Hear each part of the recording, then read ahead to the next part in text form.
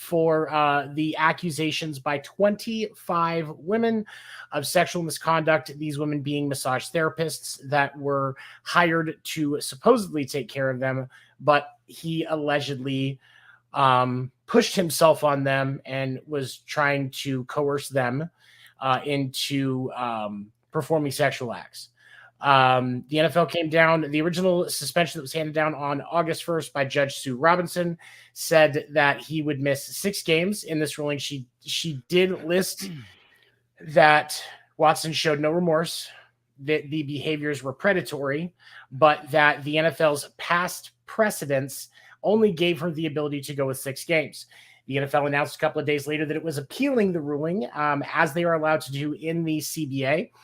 And as they felt that the lack of financial fine and only 6 games was not a sufficient punishment considering the accusations. The NFL, Roger Goodell, selected former Attorney General Peter C. Harvey to oversee the appeal to consider a stronger sentence before Mr. Harvey could issue his ruling. The NFL and Deshaun Watson and all parties involved came to an agreement of 11-game suspension and a $5 million fine. This will put Deshaun Watson's first game back in week 13 in what will be now an even more interesting matchup against the Houston Texans, his former team. His week, had he only been suspended for 10 weeks, as something that was floated around and discussed, or for the first 10 games is something that was discussed and rumored through multiple channels. That would have put his return as a national TV game where the Browns are facing the Buccaneers and El Jefe himself, Tom Brady. Right. What a way to go down. Right. Right when you come back. Go ahead. Part of the agreement that was made, and I thought this was interesting. I'm going to show this tweet from the best source to follow on Twitter for anything football related, Adam Schefter. Deshaun Watson has to comply with an eval and treatment recommendations of a third-party behavioral expert to be reinstated. His reinstatement is contingent upon his compliance with the treatment plan. If he doesn't comply, his reinstatement could be delayed, plus further discipline. So I'm not surprised that they did this. Here he is. I said I would make it. Yes. Sexiest man in Pinfall. Mr. Pinfall, Gene, is with us and going to be throwing in. We're kind of just diving in here, Gene, so you're at the perfect time. We are not worthy. And this is your first time on After Dark, isn't it? This is the first time, yes. Yes. I would have remembered this, Seven. I was saying, I remembered this. I'm pretty sure I would have too, but he does avoid us because of me and the fact that he hates white Americans. But no, I don't hate white Americans. It's all good. It's just, scheduling. on that note, sure. Checks in the mail. I get it. Mr. Pinfall, with him being offensive on that note, I would like to apologize to all the lobsters watching, because Tony said if you live under a rock, and he did not mean that offensively. Tony lobsters watching. So I like to that's pretty much just what I do, is just apologize for Tony. Things that he says on here. I mean, it's kind of like reverse, but we'll go with that. Okay, so I'm not surprised that the NFL did this. Because and this is the kind of the first thing I wanted to break down. So one of the reasons the NFL wanted the indefinite suspension is they wanted the ability to make sure to put the stipulations on that he gets evaluated, he gets some help on the mental health side of this issue, which is one of the reasons why we're talking about it. Mm-hmm. In previous situations when players have been placed on an indefinite suspension, we use Josh Gordon as a prime example. Part of his reinstatement was going through rehab, getting treatment for his mental health issues. Mm-hmm. And those were conditions as part of the reinstatement. So I'm not surprised that the NFL did this, but I'm surprised that they were able to do it with only an 11-game suspension. Dan, I'll let you run with this one first. Can you think of any other time with not full season suspension where there were conditions like that on the punishment? First of all, I mean, the Steelers could have signed him, right? The Steelers would have wanted him. Never mind. Over your head, Tony. You mean because Ben Roethlisberger's a rapist? Yes, that's what I mean. Okay. Yes, that's what I was saying.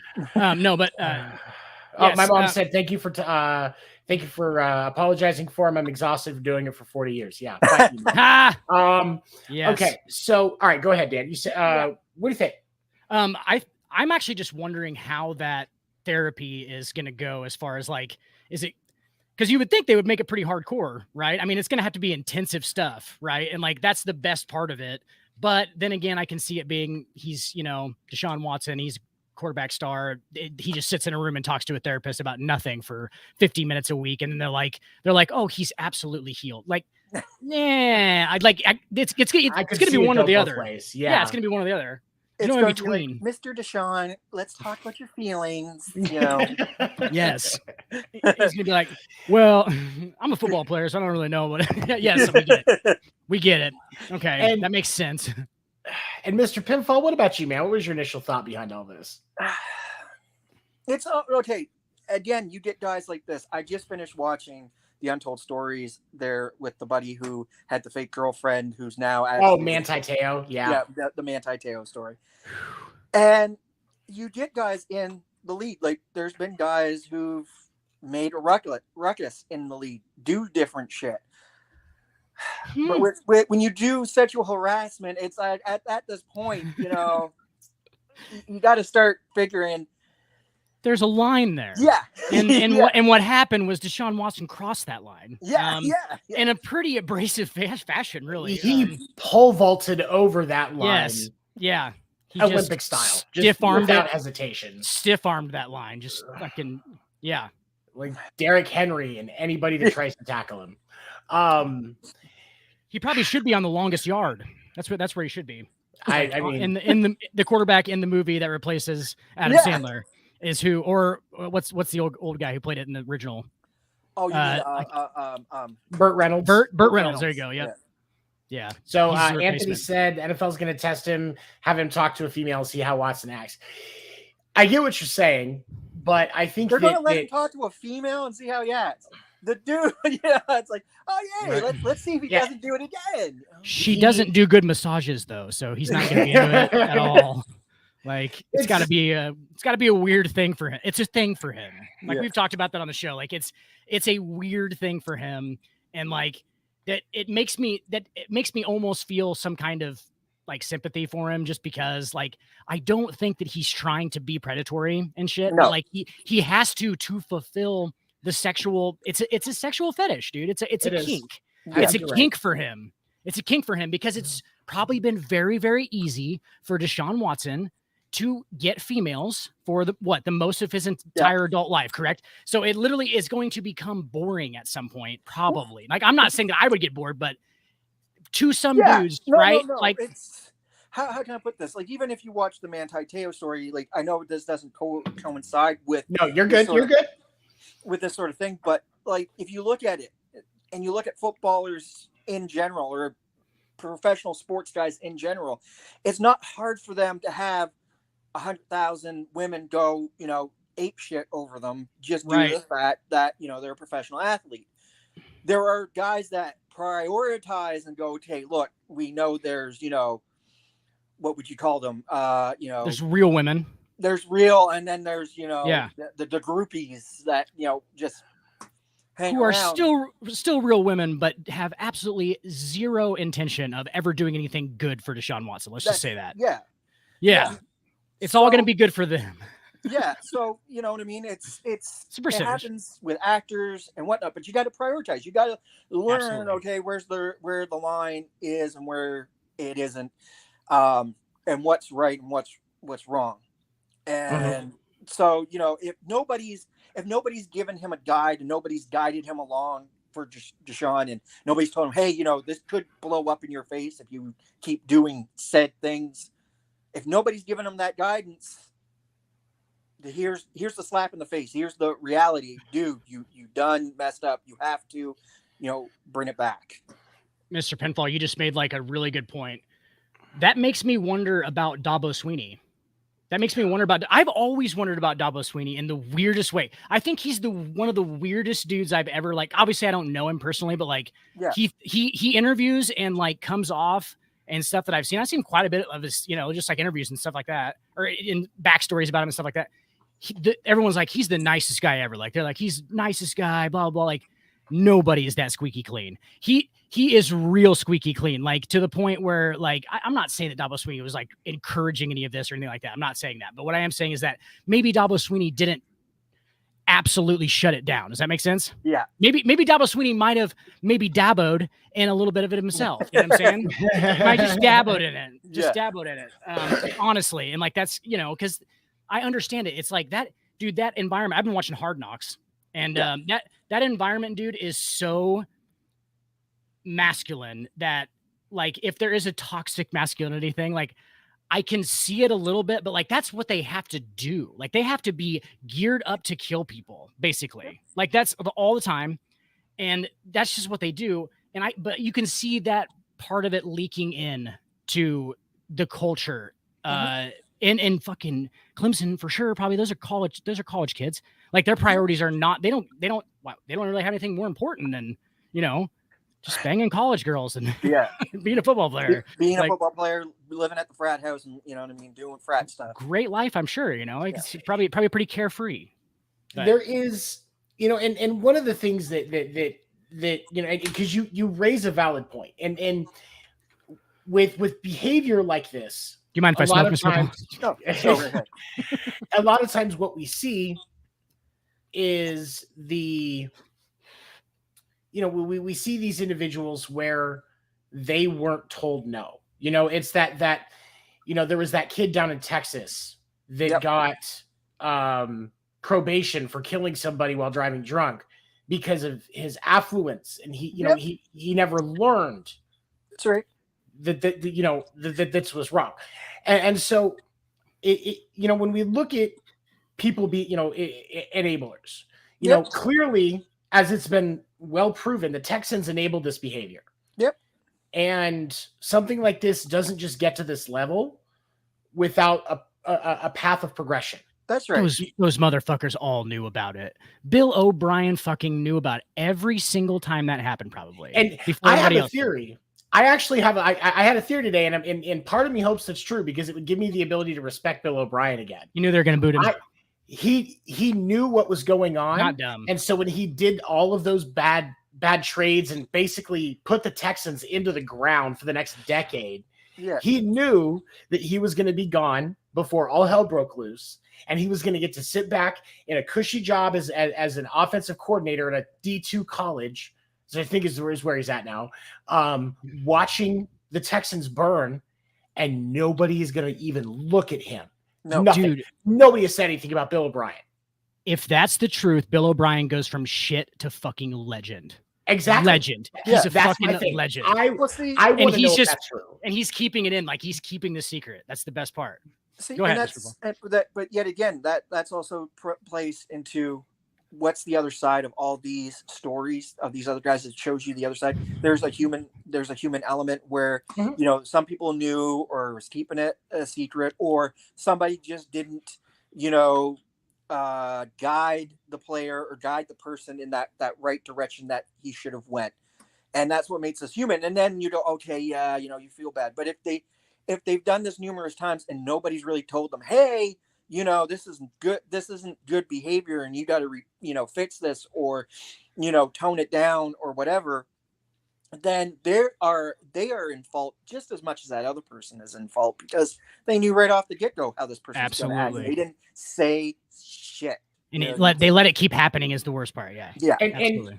And that's the thing, is because with somebody that's an addict, because if you look at this behavior, it's very addictive in nature, especially when you look at some of the stats that have come out about this, like 66 different women over an 18-month period is how many different massage therapists that the Texans ordered for Deshaun Watson. 66 different therapists in an 18-month period. Dude, go ahead. I was just going to say, if that's 66, then there's a lot of 3 and 4-somes in there somewhere. You know what I mean? Right. We have El Jefe of Pinfall himself. Josie is with us. Looking like a peacock. I'm a peacock. You got to let me fly. You look like after the Walk of Shame. It's still really early. How have you already done the Walk of Shame? That's my question. I literally just got home from a 12-hour fucking shift. Fuck you both. Yes. Okay, so it is a walk of shame. You just took everybody's shit all day, and now you're just going to come and take some fucking more of it. Just shovel it No, in. I'm here to give the shit. Olive Garden. What the fuck? 11 fucking- games, and the first game back is going to be against the Texans. I'm interested in your take on that. The NFL had to have done that intentionally. What do you think? There's no way he's missing the Brady game, and then the next week he's back for the Texans game. There's no way.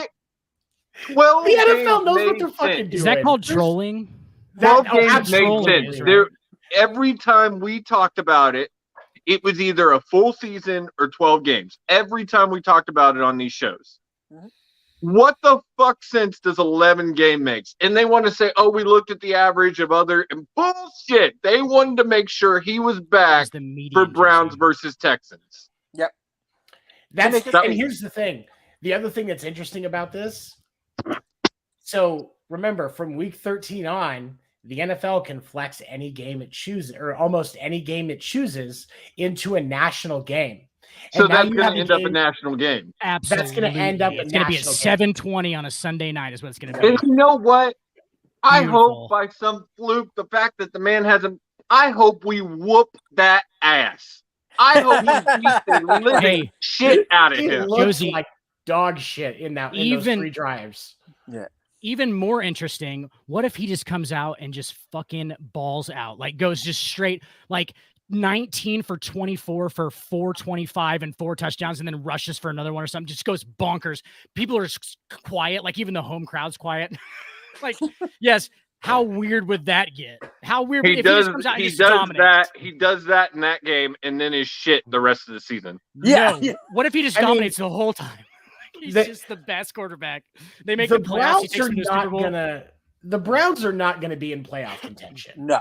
And I think that because if you look at this, and right, hypotheticals, of course, but like if you look at it with the 6-game suspension, the lighter part of the Browns schedule is that first 6 games. Yep.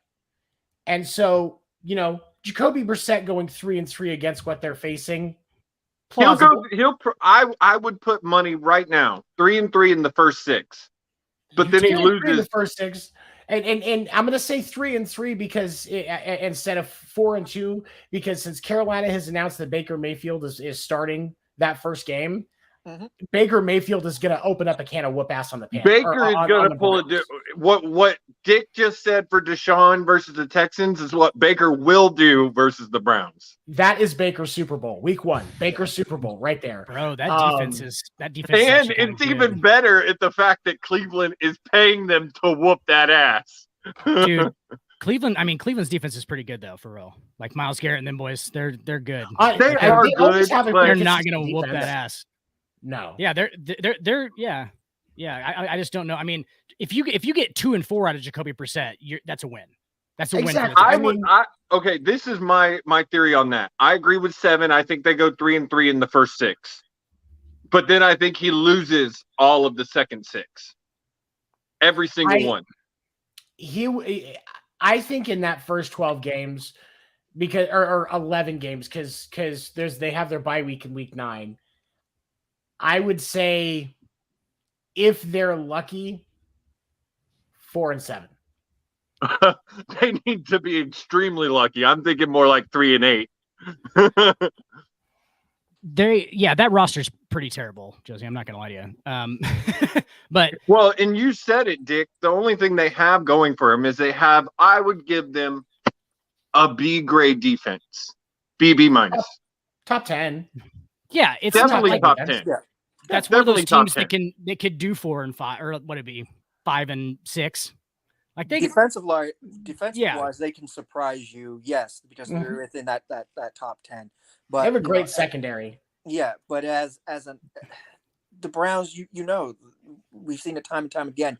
It looks like things are going to go great for them, and then it all goes shit towards the end, and then they never make the playoffs. Honestly, if I'm the Browns, a wild card, and then they get booted out. You know what I mean?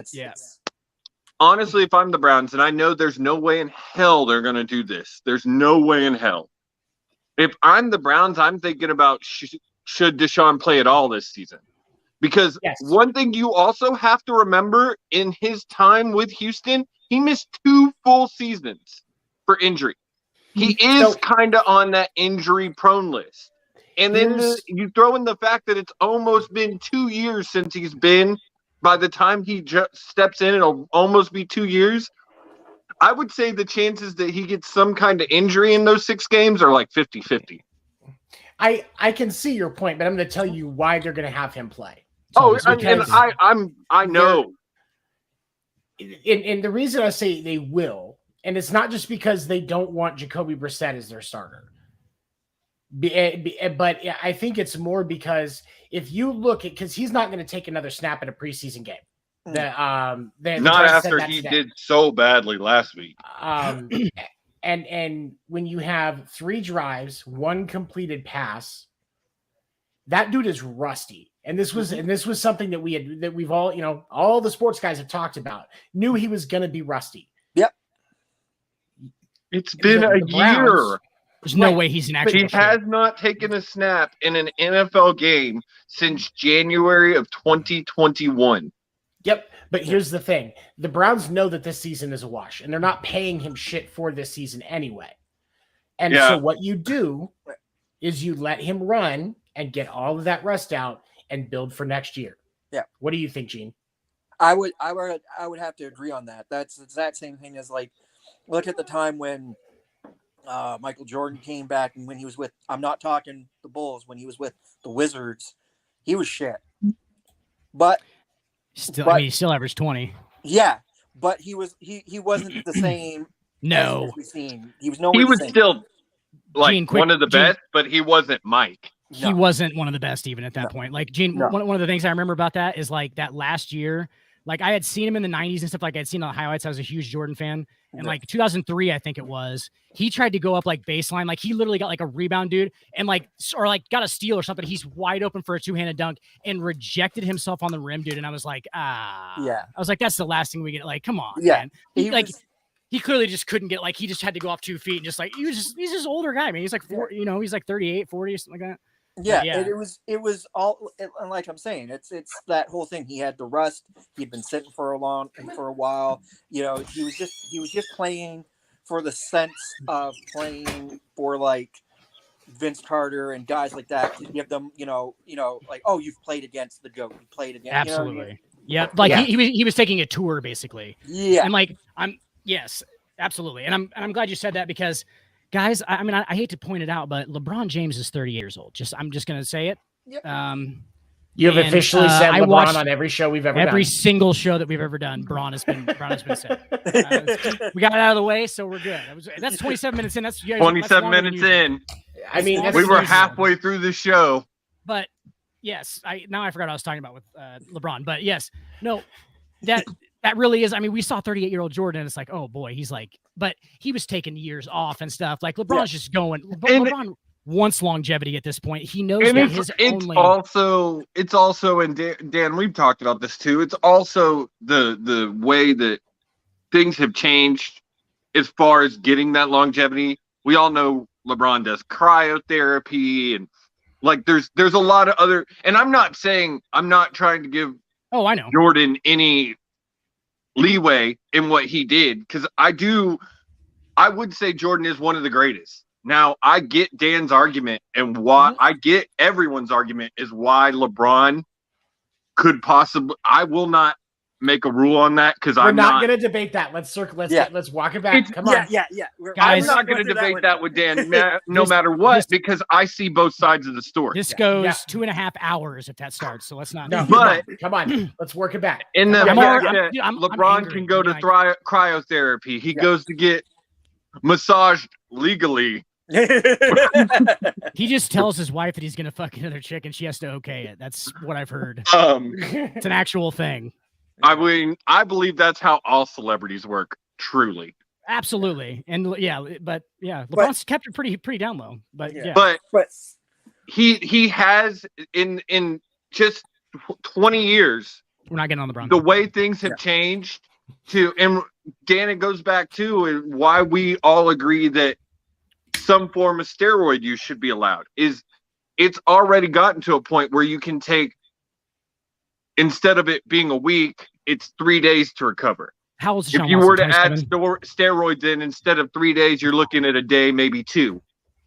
27 though. He's 27 years old, Deshaun Watson. So, I mean, at this point, it's you got, and what the Browns are going to look at doing is probably, like Seven said, let him play a year to get himself back into that idea of where he's at, and then they're looking for next season. They're not looking at this season; it's next season. And I do get that. I do understand that, and if I'm the Browns, I'm doing the same thing. But it's also in the back of my head: is he going to go back there and tear his ACL, or because he has that tendency? The weird thing with Deshaun though is like he's raw talent.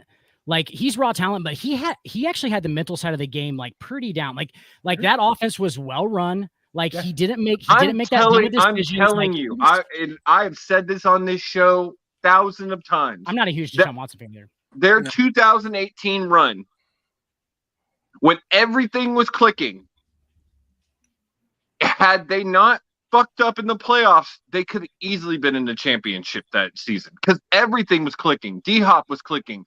Deshaun, like you said, Dan, he had the mental side of it going. JJ and Romeo Crennel had the defense on lock. That one game fucked us. And they were never the same after that. And then Bill O'Brien went on his let's fuck the Texans spree. But hey, which is you legend missed if this. Actually did it. You missed this because I have a theory. I think the reason that Bill O'Brien fucked the Texans is because of what was going on. You think he knew and that was his way of saying this is not okay? Yep.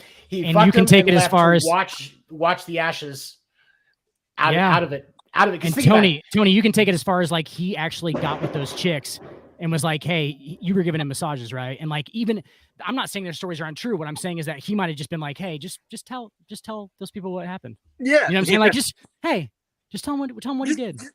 Just if we could, or had his people do it.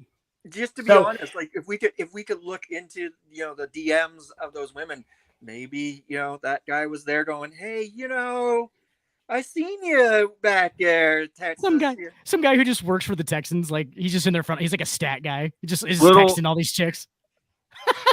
Little boxes. I want to answer this question for the sheer fact.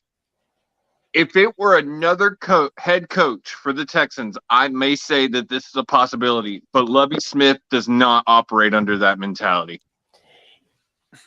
He does. I'll let you guys take this before I do it first. I think, other coaches, I could possibly see it, and it still might be a thing with the defense without his knowledge.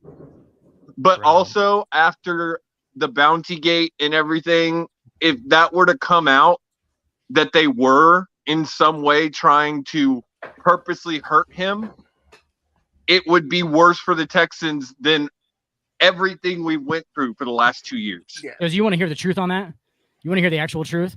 It's not going to be accepted in the locker rooms that Deshaun Watson plays. They're not going to go, hey, we're all hurting Deshaun Watson out loud, but every single one of those players knows what the fuck the deal is. They know all day what the deal is. It's not going to be like taking it more personally than other It's not going to be like Major League Baseball with the Astros where they were literally saying we're going to peg the shit out of you.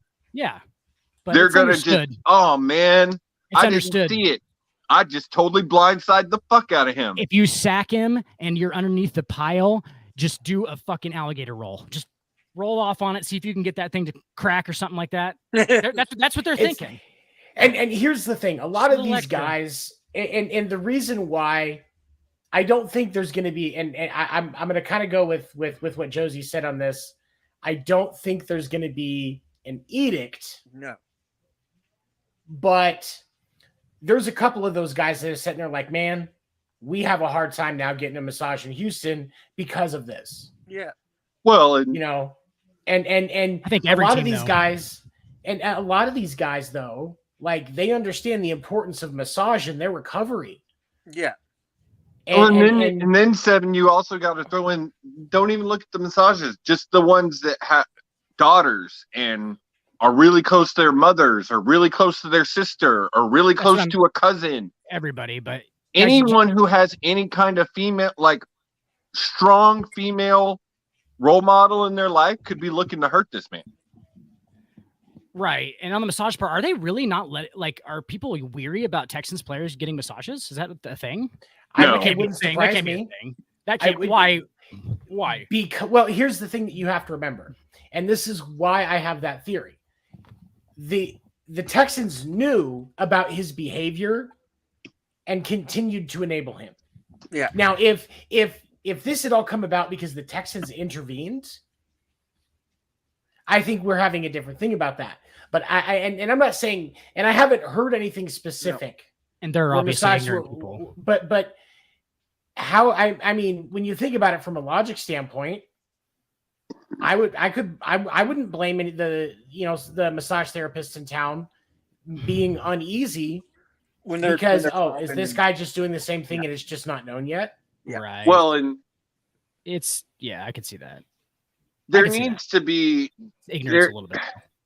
Because in the lawsuit that the Texans settled, some of those massages they were setting up for him. Yeah. Yeah, they were coming to him. Not all of them. Some were set up by his people on their own. But I think something like half of them were set up by the Texans. So that means the credibility of the Texans is out the window. And if I'm a massage therapist in Houston, I'm a little iffy about working with the Texans, period. Yeah. And that just comes about just due to the fact that it's a reputation thing. Exactly. It's just a reputation. You settled a lawsuit that basically said we helped this man sexually assault 30 women. Yeah. Yes. No, Mr. Pinfall, I like how you say about. It's fantastic. No, hey, here's the thing with me though. So I had a question for you, Mr. Pinfall. Yeah. We've talked about it extensively about his how we would imagine that Deshaun Watson probably is psychologically, right? Mm-hmm. And the weirdest part about this whole thing is that it almost seems like it has to be a new girl every time. There's a thing where he needs a new one, right? So he doesn't repeat very often, or he doesn't feel like he needs to repeat very often, which points me towards like sociopathy, because he wants to see individual reactions. Like he's just doing it for like a reaction to how that certain human will react, right? And he's kind of getting the lay of the land. Like that's sociopathy. I mean, like that's a very base level. They just test people. That's a really good thought, Dan, because we all do that. We all have a tendency, even in dating or whatever, I'm going to do this with every person I date because I just want to see how they react to it. Right. And he's doing it he's doing it like, okay, well, this person reacted negatively, but this last person loved it. Yeah. Well, and he's also trying to, if he is sociopathic, and this is a total theory, guys. I'm obviously not a psychologist. I do have a degree though. I don't have a degree. But no, maybe the deodorant, but it doesn't. I am a doctor, but only on television. Only on television. So I know a lot about. No, I'm just kidding. But he I don't know if he's sociopathic or whatever, but they're doing it so they can emulate feelings. So like they're doing it a lot so they can see like the broad spectrum of a feeling, like fear in this case, or or embarrassment, shit like that, and then they simulate it. I would have to say at this point it's more narcissistic. It is. It is. Right. It's a narcissistic tendency because you're getting the reaction which pleases you. It's not about pleasing the woman that's doing the massage. No, it's not. It's about Deshaun. It's all about Deshaun. So it's so narcissistic, and that's the reason why. Narcissism, the borderline of sociopathy. That's what you have to be the most. I just read a book. My therapist had me read a book about narcissism that puts it on a spectrum. Hey, Tony, not going to say we said that on the last week's show, but we said it comes on a spectrum. Count it. It does. Well, and what it says is, because we didn't read the book. There's a lot of theories now that saying that narcissism is out of control, but honestly, what the book says is we all need a little bit of narcissism in our lives. Everybody is. You have survive, to. You have to be. To be successful, you have to have a little bit of narcissism in your life. My biggest issue is I'm actually considered what's an ecosist, a lower level. I have very little narcissistic traits because I have no confidence in myself. Mm-hmm. I'm working on it. But when you get into celebrities, athletes, all of them are on probably a 6 or a 7 on the spectrum. If someone tells you that you're awesome your whole life, you start to believe it. Exactly. Go ahead. You have to. So they're probably every athlete, celebrity, reality TV stars are the worst, actually. But everyone are probably about a low 6, and that's right where it starts. 7 is getting into danger zone. 8 is a problem, and then 9, like, it's an addiction. So it's almost sociopathy at that point. Like, and then at 10, about anybody else. At 10, you're hitting sociopathy, where only you matter. Narcissist level. Like, I'm gonna fall in love with my reflection and drown. Right. Yeah.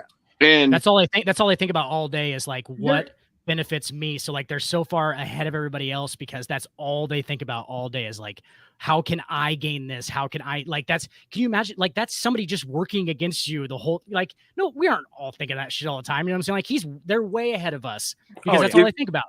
If you're interested in, and I know Dan and 7 are because we talk about this, if you're interested in mental health and all that stuff, check out that book. It's Rethinking Narcissism. It's really fucking interesting. I've had somebody else recommend that one to me too.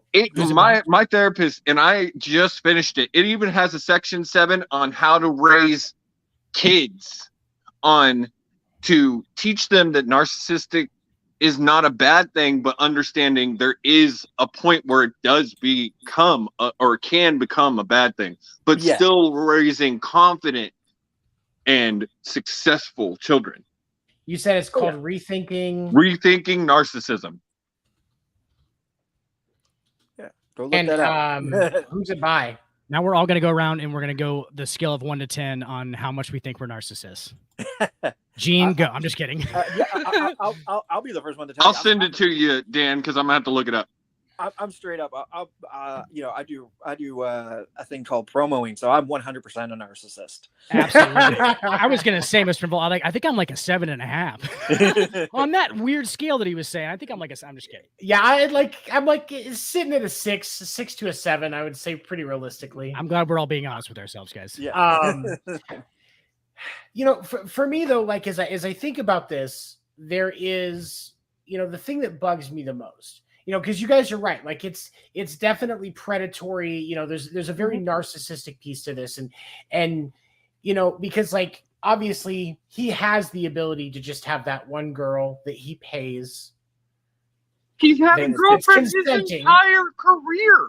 His girlfriend, well, and I don't know if he's still with her after all this, but the girl he was with when all this came out is his college girlfriend. Yeah, no, that dude's single right now. That dude could not get laid on the Isle of Cersei right now. I'm serious. There is no pussy coming his way. Tony, are you serious right now? You know that's not true. That is totally not true. I'm sorry, but there are women out there that would be attracted to him sheerly for the issues he has had. If he wants, yeah, go ahead. Hold on, go ahead, Gene. Let's all be honest. If he was in the Isle of Hades, he would still be able to find somebody. You know, he's not getting it.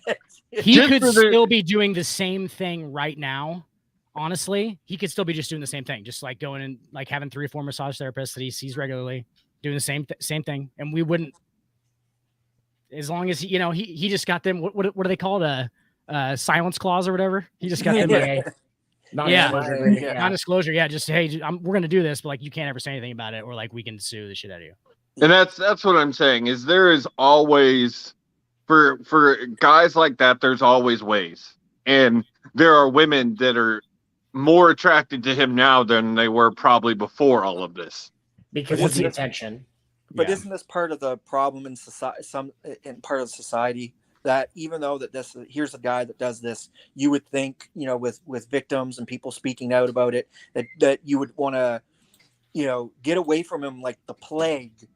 But yet there's still those people out there that are still narcissistic on themselves. So it's like, oh, I need this. This is the perfect person for me. You know what I mean? Yep. I can fix him. You know? Oh God, yeah. Famous last words of almost every woman. I can fix him. And we're not gonna want, like, they're just not gonna want to do, like I said earlier, they're not gonna want to do anything good for that man. That's not about Deshaun Watson to them. This is obviously about them benefiting themselves in some way. Can you imagine? Those words, "I can fix him," are the worst words in the English language because it's just gonna lead to disaster. Yeah. And I'm going to play devil's advocate a little bit, guys. Can you imagine if you're Deshaun Watson and every single relationship, sexually or non-sexually or friendship-wise with a female, they have to sign some paperwork first? It's not a good start to that. You know, cultivating that relationship is really not going to start with the non-disclosure agreement. Like, it's like, hey, you got to sign some paperwork to be with me. Not a great start for Deshaun Watson. So it's like, but you look at a lot of these sports guys that have been in that same position, like a Mantel, like a Deshaun Watson. You know, later on in their career, this only hurts them. It doesn't get them any better. And do you really see these guys? Even if they were thinking before all this was happening, oh, I'm going to have a Hall of Fame career, that goes out the window by now at this point. Because you don't want the Hall of Fame associated with, that. They don't want people looking up that guy and then, oh, this is, this is his credentials. While Pete Rose is walking around Cooperstown, Mr. Pinfall, he's just walking on the outside. We get Deshaun Watson in. There's with baseball, they always keep talking about, do we keep him in or do we throw him out? So, Right. Well, and personally, I don't see Deshaun's career ever getting back to where it was. I think he's going to... The mental capability, what you were talking about, Seven and Dan, the guy who was so mentally football, he's never going to be able to focus like that again. And people don't realize what missing an entire season in the NFL does. This guy has not missed football season since. But Dan, think about this: he has not missed a season of football since he was probably in junior high. If he's a running back, a wide receiver, an outside linebacker, DN, somebody who's going 100 all the time, and it's nothing about the mental side of it, really, like, I can see where your point is. But I'm talking Deshaun mentally is like he's going to have to hear, you sick fuck. That's what I'm saying. But like, he'll get used to it eventually for real. Like, I wouldn't be surprised if Browns fans boo him. Oh, they will. Yeah, it's going to be pretty quiet for touchdowns. So that's what I'm saying. I don't think he's ever going to be able to put this far enough behind him to have that Hall of Fame career he was on track for before this. Mike Vick did, I'm not saying it's the same level. It's just kind of public wise, it is kind of the same level. I get where you say it's the same level, but people forget harming dogs faster than they do harming women. Yeah. The other piece of this that I think Ben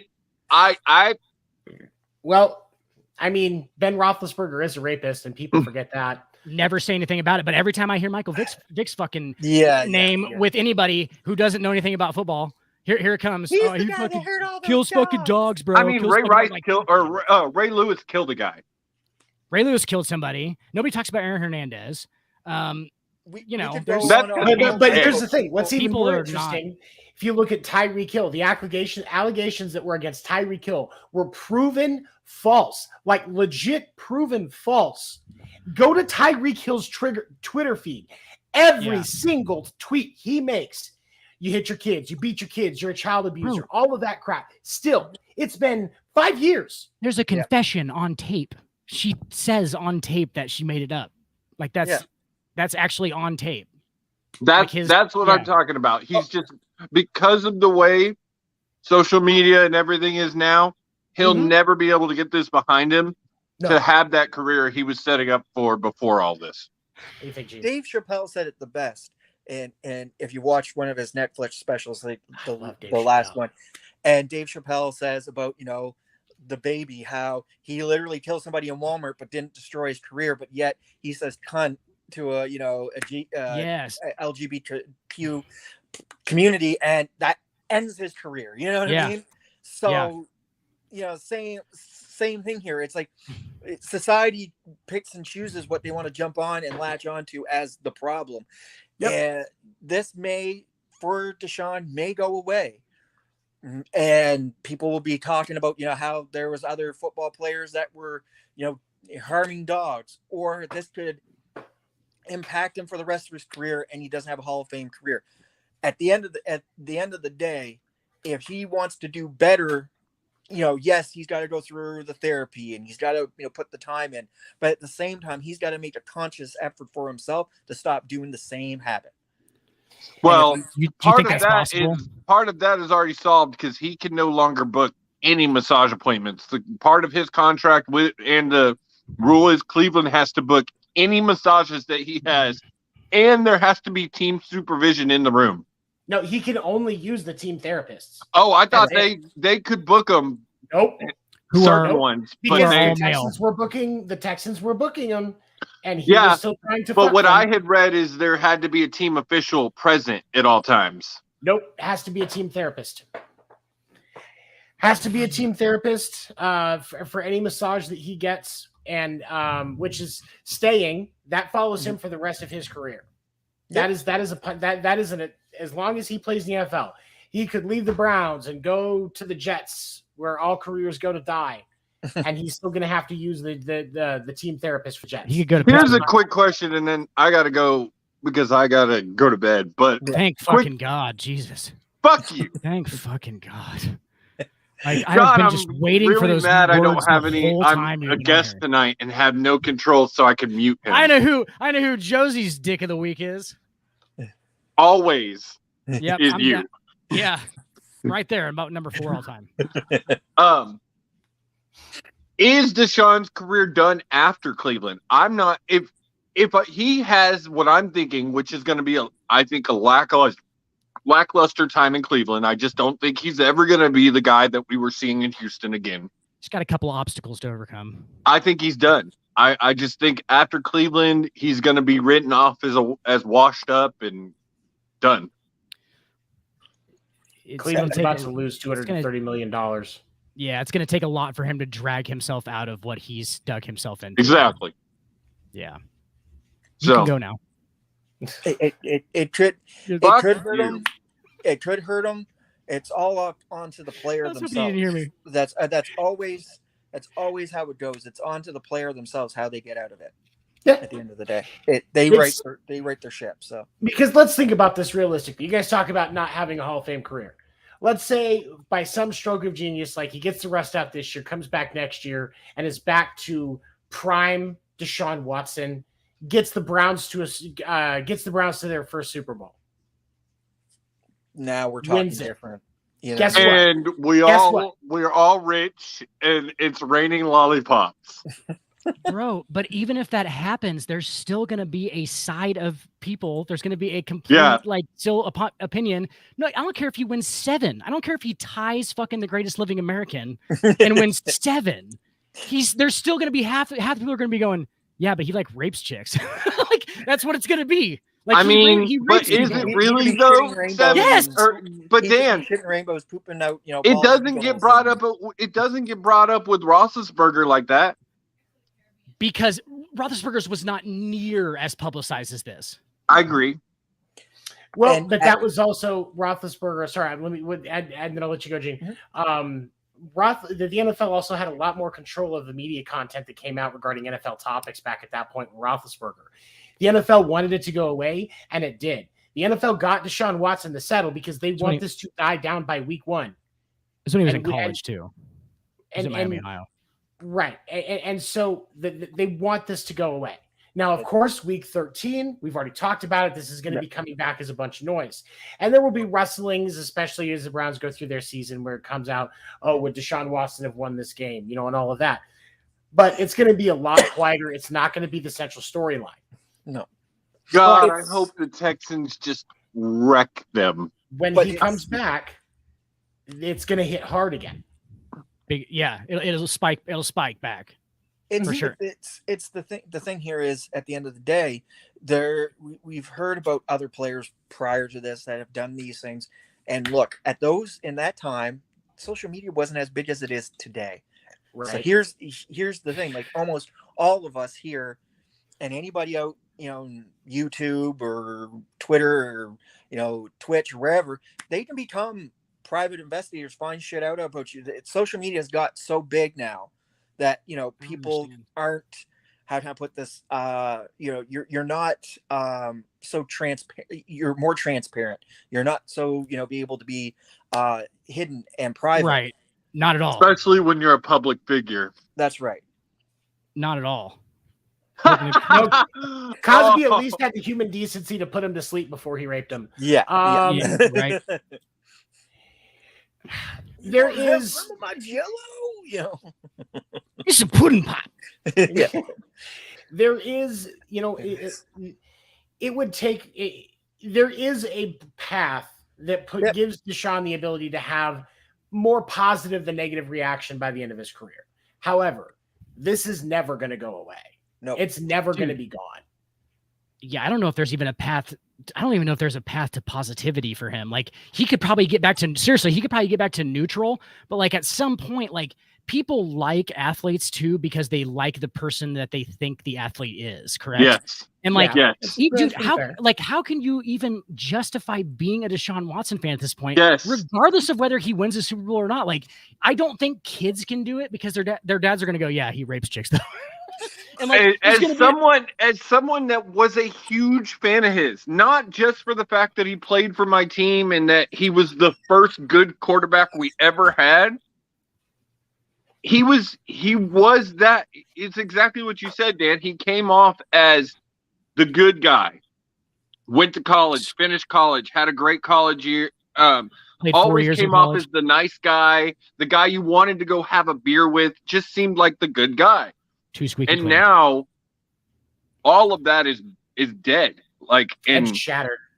And I don't see how anybody can try and still be a fan of this man. They can't. I mean, they just naturally are just not gonna want to. Kind of. I'm not saying nobody is. There's obviously going to be fans. There are. I guarantee you, there are Cleveland fans right now that are like, "Yeah, we'll see him at 13." Yeah, but here's the thing. Then you're going to look at those fans and go, look at the type of fans he's going to get, and you're going to be like, "Ooh, this guy's a little creepy." Even Deshaun doesn't want him. Even Deshaun doesn't want him. Yeah. Does this rag smell like chloroform? But, well, that's my theories on this, and I hope that the Texans week 13 just demolish him. I hope they have 15 sacks on his ass. Well, it's the Texans, so they're. I mean, I realize it's Davis Mills. I like Davis Mills. I do too. I get a lot of shit for that. I think Davis Mills could be a quality quarterback in the next couple of years. Josie, are you really not in on that joke? Josie, by the way, this has become legend now. The shirt for Sports Report After Dark, when we get the merch going, it just needs to say, "I like Davis Mills." With the picture of him on the front of it. That's all you have to do for the After Dark shirt. All it's going to be, for real.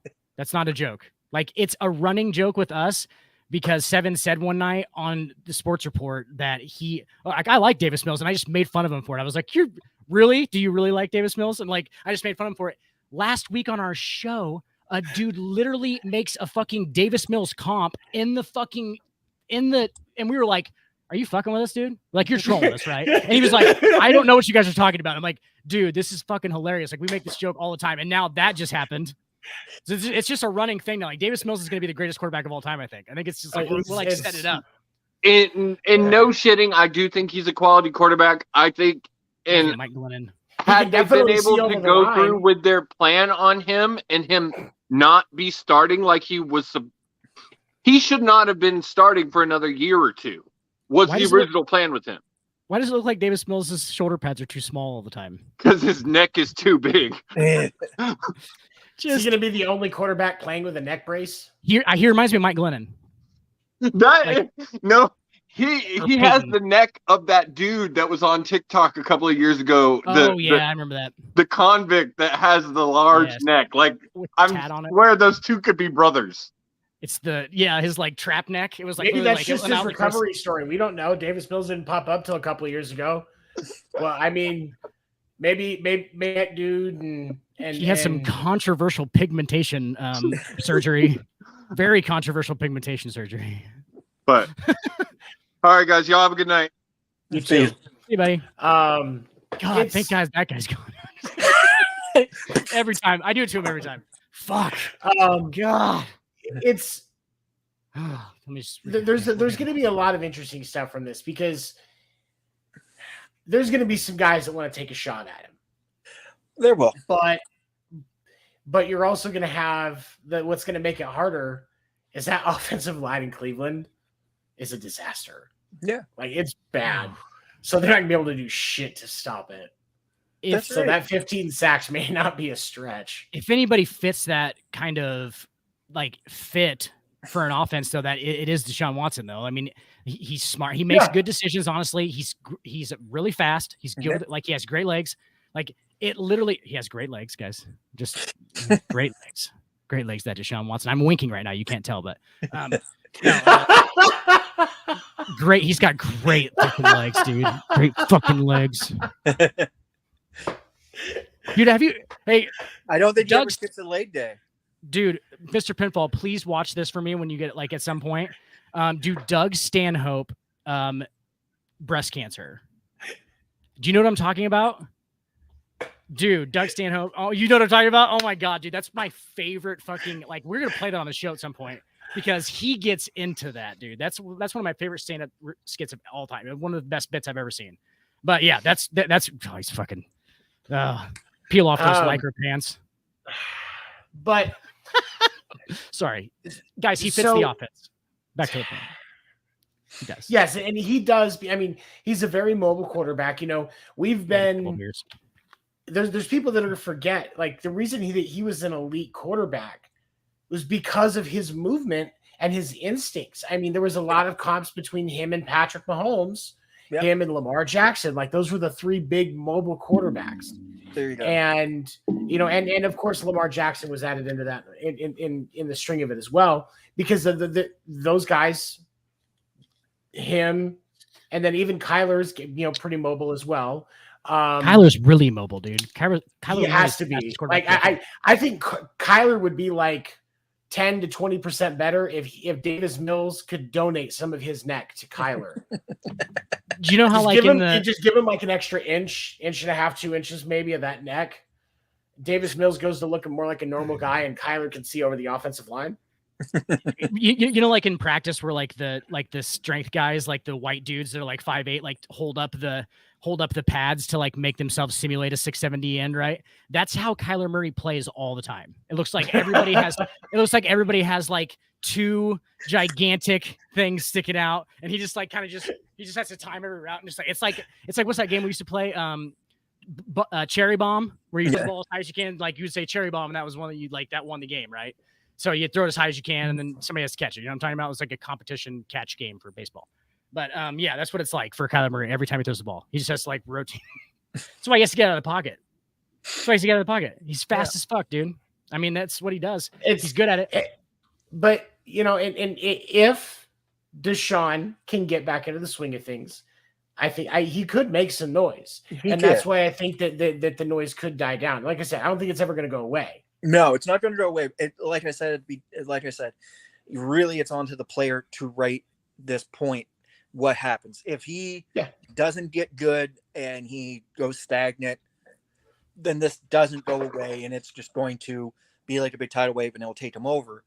But if he gets good and able to help Cleveland, and Cleveland sort of go, yeah, he did this, but he made up for it here, blah blah blah, and he rides the wave like a good surfer, then maybe, just maybe, he gets ahead of it, and you know, people will be like, yeah, he did this, but this is what. Right. Who knows? You're almost saying like there's just, and I completely agree with you.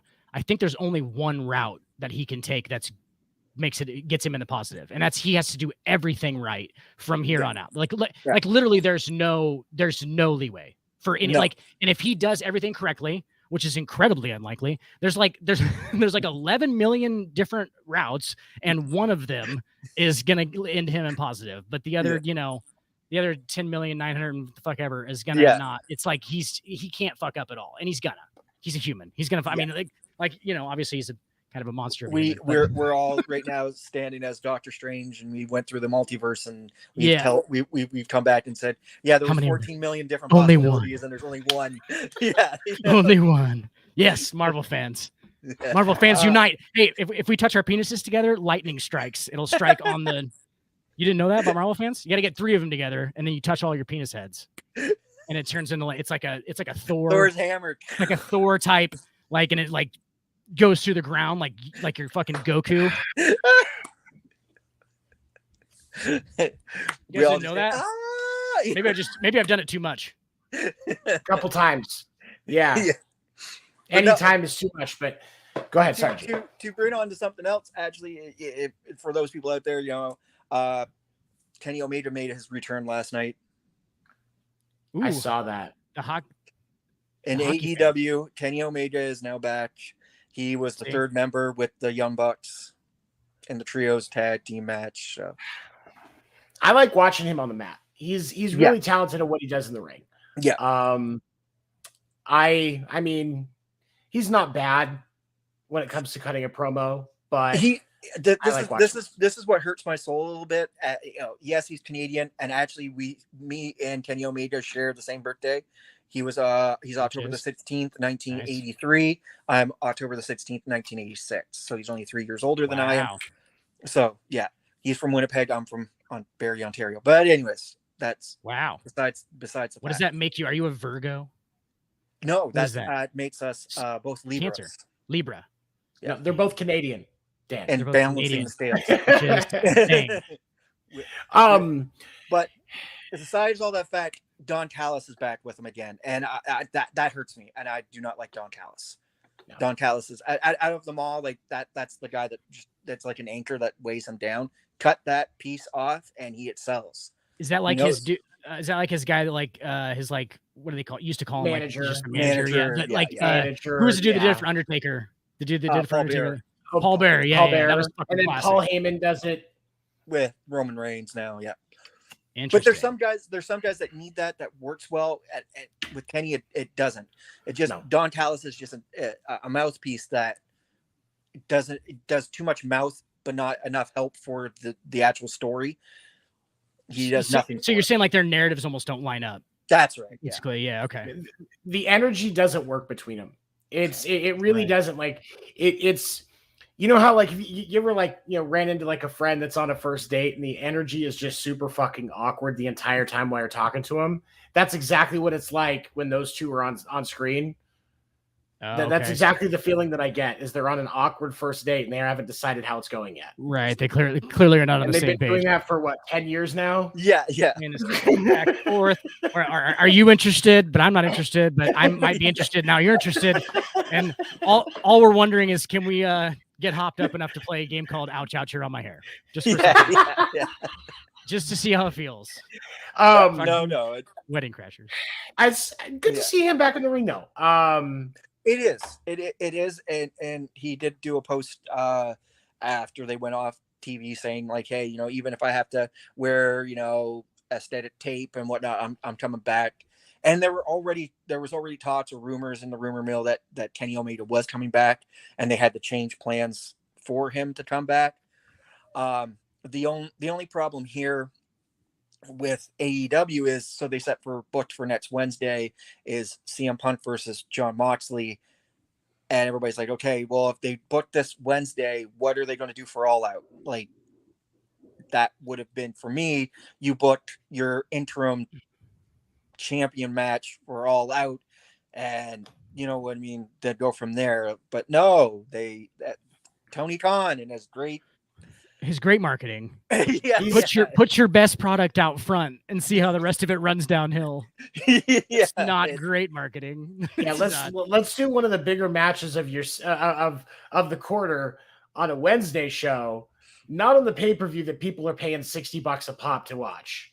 Like, you know what I mean? It's like the same thing here. It's like, I said a while back to my sister, we were watching it, and when they got Jade now as the TBS champion, and at the time you had Serena Deeb doing the professor thing, the 5-minute challenge and whatnot. I'm like, no, you put Serena versus Jade. Serena deserves, a title shot at something, whether it have been the women's title or even the TBS. But no, because it would have made Jade look bad because Jade's still green. And here's Serena, who would have wiped the floor on the mat with her. So it's like. So they're almost trying to keep her in the loop, at least. Everybody just counter out like, oh, fuck that. They'd be on the same show, like Rampage, and then you had like Jade Cargill facing off against some rookie that she's gonna like just stomp over. Oh, and then right minutes before that, it was the Serena Deeb challenge, 5 minutes, and it's like, what? Like, makes no sense. That was gonna be my question: is like, how much of it is about like, it should be all about marketing, right? Like every single match should be geared towards viewership, correct? Because like you actually have the ability to dictate kind of not how things exactly go, but you have a way to steer it, obviously, right? Mm-hmm. Like wouldn't that be the whole thing? Like, are they factoring in like actual like health issues and like, you know what I'm saying? Like, oh, we don't want her to fight twice in a row. Like, like, are they, because that shouldn't be factored in at this point. Like, you should put the best aces in the places they used to call. Yeah. There's the thing. You look at, and I'm going to take this, like you look at a company like internet company like MLW, and they, but when you look at the card, regardless of how well they perform, you look at the card, it's balanced out correctly. You look at a card like with the WWE, regardless of how great it is or how bad the storytelling is or whatever, the card is balanced out fairly correctly. You look at AEW, and it's like they're just throwing shit on the wall to hope this sticks and people will like this, and they give you maybe 1-2 great booked matches, but then everything else is sort of like, we're just throwing this at the wall, and there's no telling why they do it. They just do it, and you're like left on the wall, like, that didn't work well. Okay, Mr. Pinfall, are they doing it like early in the show? Are they doing most of them early? Because that actually kind of makes sense to me. Because doing it early kind of, because obviously people have lesser attention spans at this point. So like to do something within the first 10 minutes, like, you know what I'm saying? Like that, maybe but if it's all just fucking batshit, like all over the place, then there's no strategy in it at all. It's just, I've had friends of mine who have gone to live AEW shows, and usually an AEW show runs for about a typical, if you buy your tickets, about 4 hours and like 50 minutes roughly. Right. Because they give you, usually how a taping will go, you get a tape of Dark, Elevation, and then it may be like, if it's for Dynamite, so on that Tuesday, you'll get them, if you go early, you'll get the Dark, you get the Elevation, and then, okay, we're live taping Dynamite. Wow. Okay. And then, so you're getting a bunch of wrestling, you're getting a shit ton, you're getting your money's worth, but it's, a lot of it is, they're just throwing bookings, so you might see, yes, on Dynamite, John Silver might be wrestling, and we're all watching like, oh, that's John Silver's first match. But then you watch Monday, John Silver had a match with, the Dark Order. So he was out there no more than maybe, he's got to rest for like 2 hours or something, or, maybe an hour and a half, and he's back out wrestling again. You know what I mean? Absolutely. Bro, I have a confession to make about wrestling. Like, I bag on wrestling all the time, but here's the thing that I know. I've never seen wrestling live. Yeah. If I see wrestling live, I'm gonna be like, all right, this fucking shit's awesome. Like that's what's gonna happen. I can already tell. I can already tell that that's probably what's gonna happen. I'm like, all right, fucking, this is cool shit. Like, because it is an actual sporting event. Like, that's what people are taking away from it, is like the actual physicality of it is an actual thing. Like, that's the thing. Yeah, that's the thing. Like, I'll speak on this a little bit. I have been to indie shows. Like, I'm talking like super indie, like way, I've seen where most of it's wrestling, right? Like most of it. Yeah, I've seen. Yeah, all of it is like, usually how an indie show will run is like, you'll go there at like 7, doors open up, get a match that's like called like a dark match or like an early match, and then you'll get the actual card that starts at like 8 o'clock. The actual show starts. About halfway through that show, it goes on to like, like you get like a time for like a break. It's like a 50-minute break. So you can go to their merch table and blah, blah, blah, buy some stuff. And then you come back, and then it starts the next half of maybe another hour of wrestling. So it equals out to about 3 hours.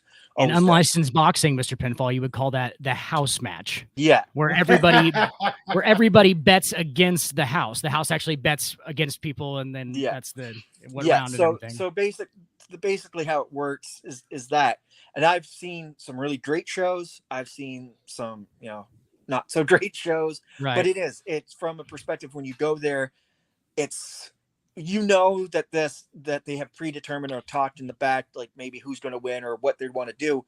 But when you're watching it live, it's just, there's still execution involved.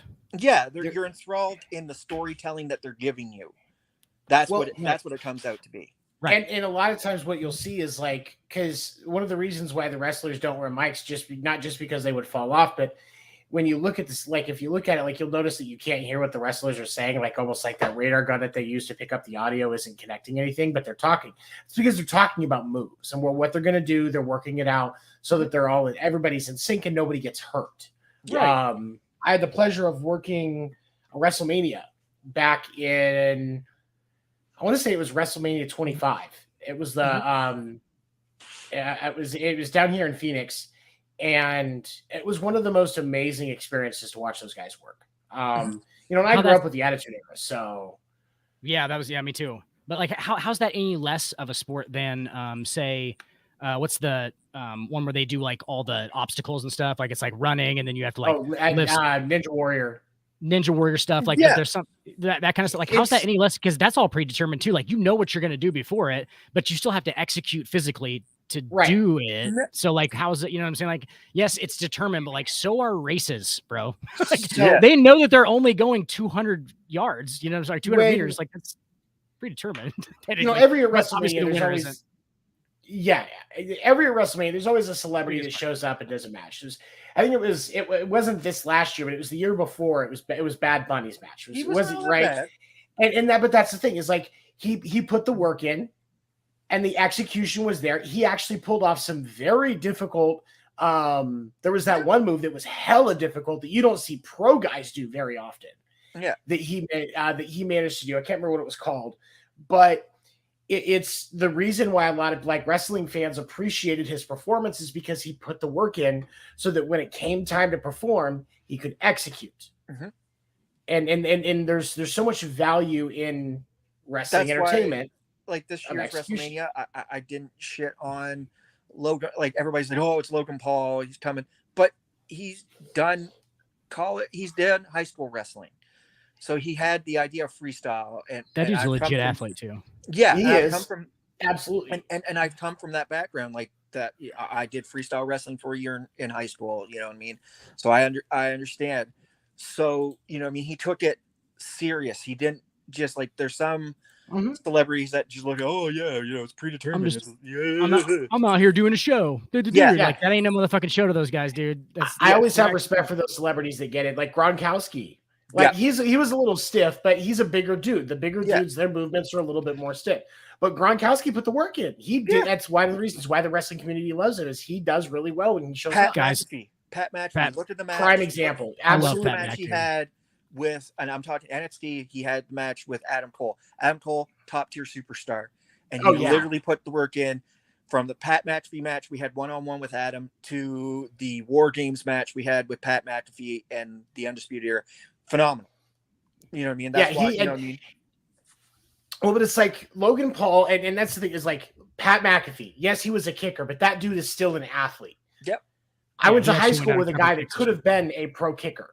Like, he had the opportunity, and that dude was a legit athlete. Yep. They're usually soccer players, which is and he was a soccer player. Yeah.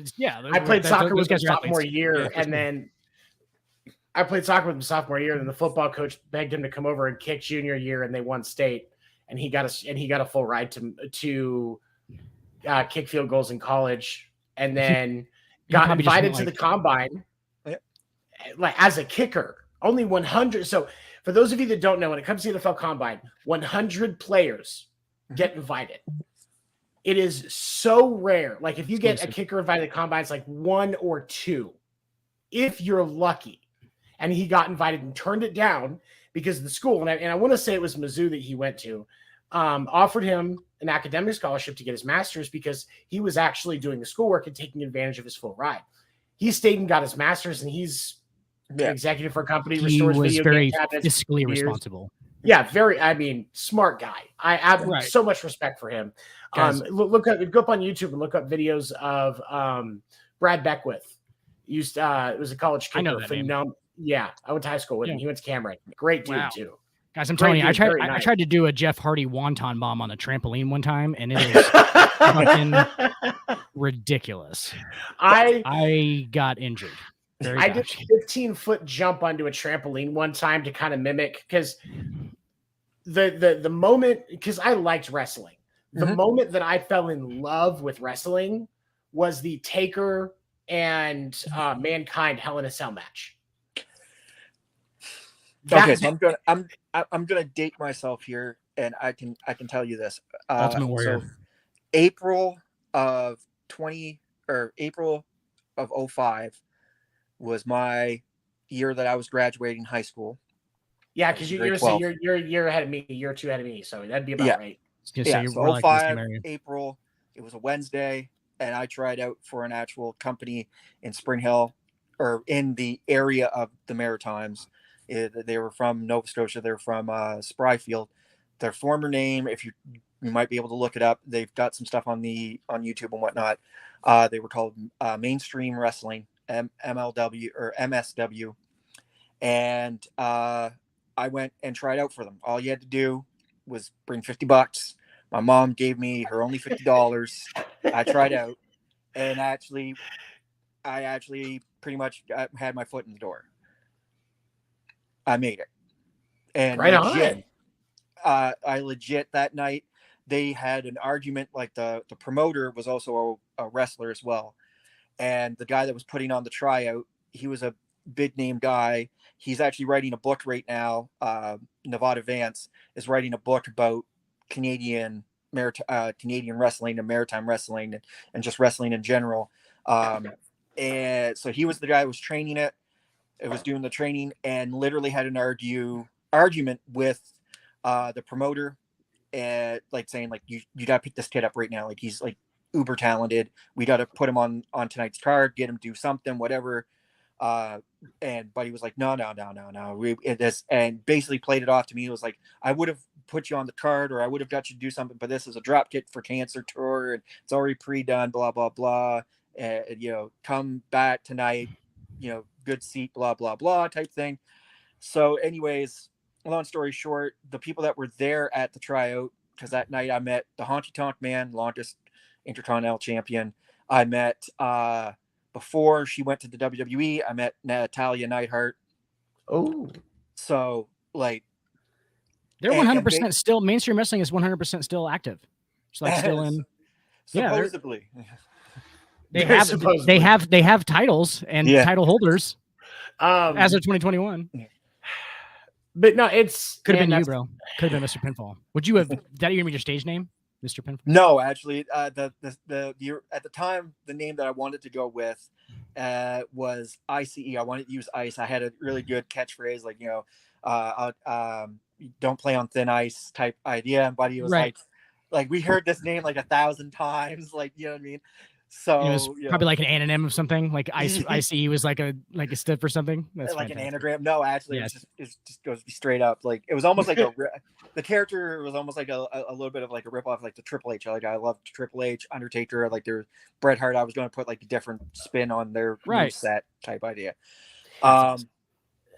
Triple H was I loved watching Triple H in the ring, man. Yeah. He was, especially in his prime, he was so damn athletic, especially for as big as he was. He was so damned athletic. Yeah.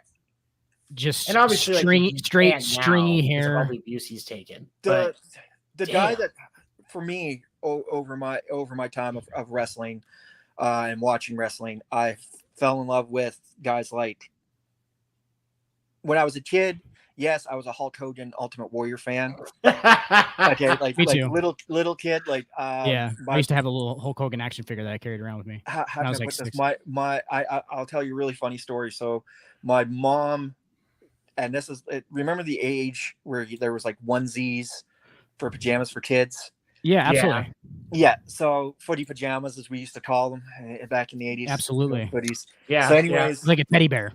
Yeah, yeah, pretty much. Yeah, so yeah, there was a hole in the seam somewhere of this, and because I liked Hulk Hogan so much, I ripped it, did the whole Hulk Hogan pose. Yeah, beautiful. Yeah. And she was like, "Wow, you just ripped that entire." So my intro, because my mom kind of liked wrestling, and so she'd let me catch it. And Sting, fan of the show, my first shout out to Beverly. Yes, my first favorite wrestler was actually Sting. Okay, what Sting are we talking about? Are we talking pro Sting or 80s, surfer Sting? Crow Sting. Pro, the Crow. The Crow. WCW Nitro. See, I remember Sting, the 80s Sting, the woo long, I've heard about that, but I've really never seen any of it. You can find it on YouTube. I'll have to look at that. I hadn't even thought about that in a long time. But yeah, I've heard people talk about that, but I've only ever just for me, when I think of Sting, it's either the band, the Police, but the wrestler, it's the Crow, that's that iconic, the white face paint with the black and all of that. Seven. Look up Seven. This would be the perfect thing to look up. Is try to find the promo that he gives, and this was it was a Monday Nitro or whatever, and he's turned his back to the camera, and the entire time he's giving the promo, because he's still in that full on surfer Sting style. He's just got his back to the camera, and he's delivering this promo he's turning his back on WCW because he's the hero, but they want to go a whole new reality direction. Type thing. And that's what's the setup to how the Crow Sting gets evolved. But it's originally, and this is rest in peace to Scott Hall. It was actually Scott Hall that told Sting, "Hey, you should go look at this movie Crow and try to emulate some of this into your character, because I think it would work." Wow, I did not know that. It was Scott Hall. I did not know that came from Scott Hall. That's interesting. Yes. Yeah. I figured it came from the Crow, but I didn't know it was actually I mean, awesome. I don't think it's really possible to see that, and especially for the time frame when that came out, because that was early 90s, right there around the time of the Crow. Yeah, and it's, if you know about those two, it's hard to not look at him and see the influence. Seven, can I give you a Major League Baseball comp to Sting? Okay, I'll give you a Major League Baseball comp. Barry Bonds. So he has the career that's already Hall of Fame before he becomes the actual Hall of Famer. Yep. And it's caused by the first part of his career that he becomes the actual GOAT. He is my GOAT. I think that I said it the other day, and Will about lost his fucking mind. That I said that I said the Stinger Splash is the greatest fucking special move of all time in any wrestling. Well, you think about it. Not only did Sting sort of have the lock on the Stinger Splash, but there was a lot of guys that tribute to it. Like you look at Van Vader, Big Van Vader, he did a splash. A lot of the bigger guys later on, you got guys like Bam Bam Bigelow that does somewhat similar. Most I haven't thought about that name in a long time. Bam Bam Bigelow. Yeah. Bam.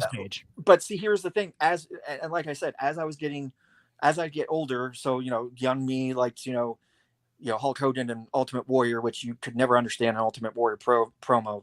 Don't ever try. So he was like the Indian on peyote all the time.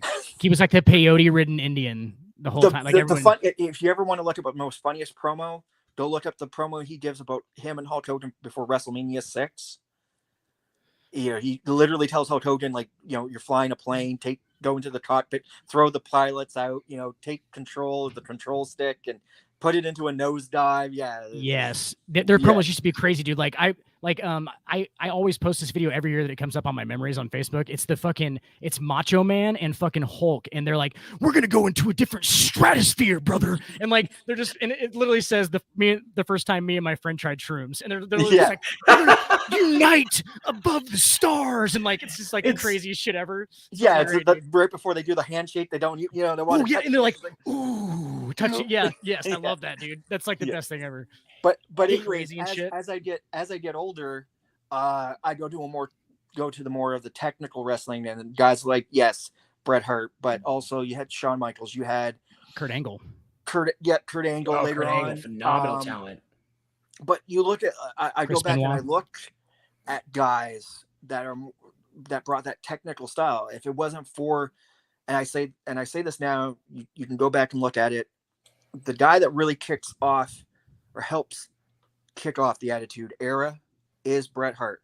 When he starts making that change in there, I'm not talking like the new generation, like the first start when they started changing everything because they wanted to get away from big men and whatnot. But I'm just talking about the actual Attitude Era, like everything after WrestleMania 13, that whole switch between him and Bret, and even Austin says it, there would be no Stone Cold Steve Austin if it wasn't for Bret Hart.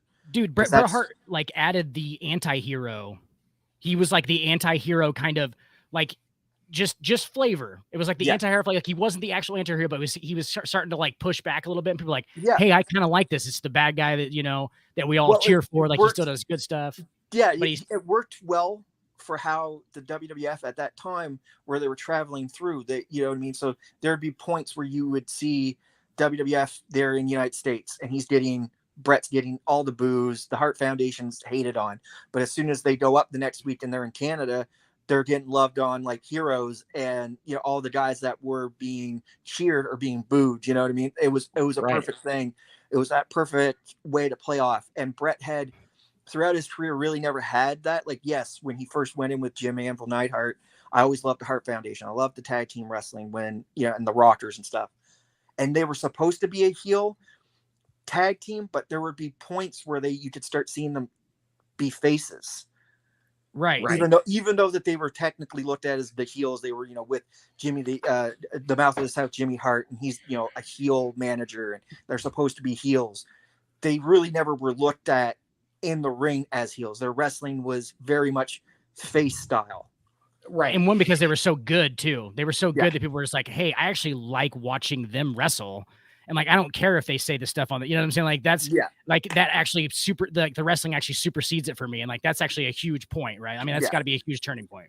Yeah. For me, like, well, in with Bret Hart, like if Bret Hart doesn't start to do what he does with that change, I don't think we get it. Like, we talk about two people that were kind of the likable heels, but not heels, as far as, back and forth. Austin and The Rock are prime examples. Yeah. Hogan did like the polar opposite thing. Yeah. Where he was like he was like the best, like the face, and then he was like that Hollywood. Core run with The Rock and Sock connection with The Rock and Mankind. Yep.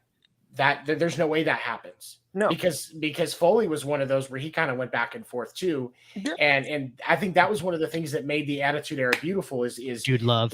You had there was this ebb and flow between the different characters. Mm-hmm. Like D-Generation X spent a lot of time as a heel, but there would be times where they were not the heel. I always loved D-Generation X. Well, here's the thing. You look at the Shawn Michaels, Triple H, D-Generation X when they first start off.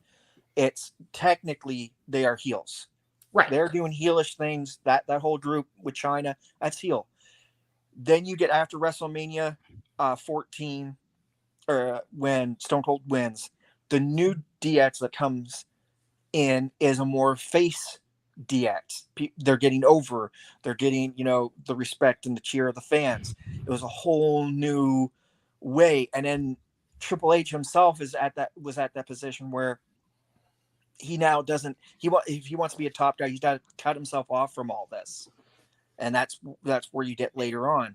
And separate like completely. So it's like there's the king, and then there's all the king's men who are fighting. Yeah. It's Justin Timberlake and the rest of NSYNC. Yeah. Yes. King of the Hill type stuff. Yeah. That sort of, and it's the truth. That definitely is. So as I'm getting older, I'm loving more of the technical stuff. And during that time, even in the Attitude Era, and this is like early prime internet getting started, I had respect for Ric Flair and what he's done, but I go back because, in Canada, we're lucky enough that we can sort of, from time to time, get other wrestling. We don't just get the WWF. we do. Dude, I got it shoved in my face when I was like 10. Like that was all there was. There was all there was, and that was when the WCW and the WWE were split. Still, it was Monday Night Wars. And that was Goldberg loses, and that fucking the crumbles start to start to. I go and I'm able to switch channels and watch the WCW and stuff, but at the same time we had like Stampede Wrestling, and we had AWA and Vern Gagne's promotion there for a while, so you got to see different flavors. And so this is pre-internet. You go back and you start I go start looking up like the old school Four Horsemen, and then you get a more respect for the idea of where pro wrestling is, and you start going, okay, why aren't we seeing more of this? Especially with Ric Flair, he would be at a house show, or he would be at like a regular show, not wrestling, but just talking the birds out of the trees for 20 minutes. Yep. And the only wrestling he would do is that big pay-per-view. It would force you to go buy that big pay-per-view, or that would force you to go watch that big match, because he would bring you'd be enthralled on all the shit he's talked for 20 minutes. Conor McGregor almost stole that recipe. Like that's like that theory is like Conor McGregor's thing. Like, let's just build it up to the point where like everybody needs to watch this just because of what's happened before it. And like it's so perfect. Like it's just it's the ultimate build up. It's like creating anticipation, and then that's and like it doesn't even matter how the fucking fight goes. You know what I'm saying? Like they just want to know who wins, who loses. Doesn't even matter if it's like that great of a match. Ric Flair was CM Punk before CM Punk was CM Punk. There you go. Almost every how can I put this? Every guy that's in the business today, at this point, you look at them. The Ric Flair, the CM Punks, the Bret Harts, the Owen Harts, the Hangman Adam Pages, the Kenny Omega, the anybody. Ric Flair is the guy they based themselves on, because he was truly, to be 100% honest, truly was the original pipe bomb. He'd go out there, talk a bunch of shit, and get you to talk. He could talk mad shit, and you'd hate the guy. You either hated or loved him, but you wanted to watch some dude get his shit kicked in. Flair's like the Muhammad Ali of Flair's like the Muhammad Ali of WWF. Without the obviously Flair, I would say Flair, and you had Flair, you had Superstar Billy Graham. Yeah. You had Dusty Rhodes. Wasn't Jake the Snake like really good on the mic? He had like a gimmick though. Yeah. Like Jake had like a no. Like I would still say with Jake, because Jake great entertainer again brought you. So here's a little bit of a thing if you didn't get it. So Jake the Snake, when he gets in there, he had the ring psychology. He talks low on the mic, blah blah blah, get you to listen. But if you really follow Jake the Snake and you follow Stone Cold, when Stone Cold starts off, just remember the match that creates the 316. I just whipped your ass. Yeah, the whole thing. That was all set up by Jake. Yeah, dude. Have you seen his Joe Rogan? Yeah. It's fantastic. I've seen super interesting. On Rogan, but I haven't got to sit down and watch it. I heard it was really good though. So Jake the Snake, it was a way for him to pass the torch. And ironically enough, Stone Cold gets the moniker, the bionic redneck and the rattlesnake from Jake the Snake. That's awesome. I didn't know that. I mean, I knew that he was kind of mentoring him, but yeah. That's how that all plays in. But really, if you look at the match physically, it's Jake passing the torch to the next generation, and then you get Stone Cold cutting that great promo. Tidbit for that though, that technically that spot was supposed to be for Triple H, but only a couple weeks prior to that, they had the curtain call in Madison Square Garden, and Vince couldn't could put a suspension on Shawn because he's the champion. You had Razor and you had Scott Hall and Kevin Nash already leaving, going to WCW. So Triple H is the buddy that gets the shit on. He gets taken out of the King of the Ring, and Austin gets put in, and then Austin creates the 3-16 and gets the push. And the rest is history, as they say. And the rest is history, as they say. No, it was okay.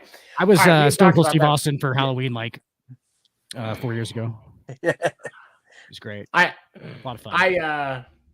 Austin in the ring was I was watching one that he did earlier today, like a video came up on my timeline, and it was just him in the ring with McMahon. And he goes, I had 1 beer. And you hear the crowd, what? Oh, yeah. 2 beers, what? And he goes all the way up to 9. And this wasn't like a quick thing. This was a slower pace. He goes, 9 beers. What? He goes, and then I had a Bloody Mary.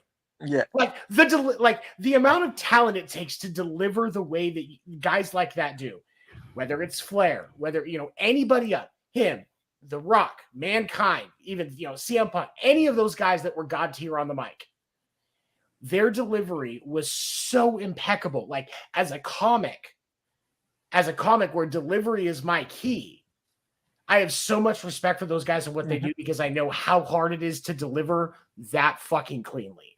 Yep. It's like they're not getting laughter, they're getting like exuberance basically. It's not laughter, it's just a different, but they're still dragging it out of arenas full of people, which is he counted to 9 talking about beers in an arena with 25,000 people, and they counted along and said 9 times and stayed engaged the whole time. It's like Family Guy.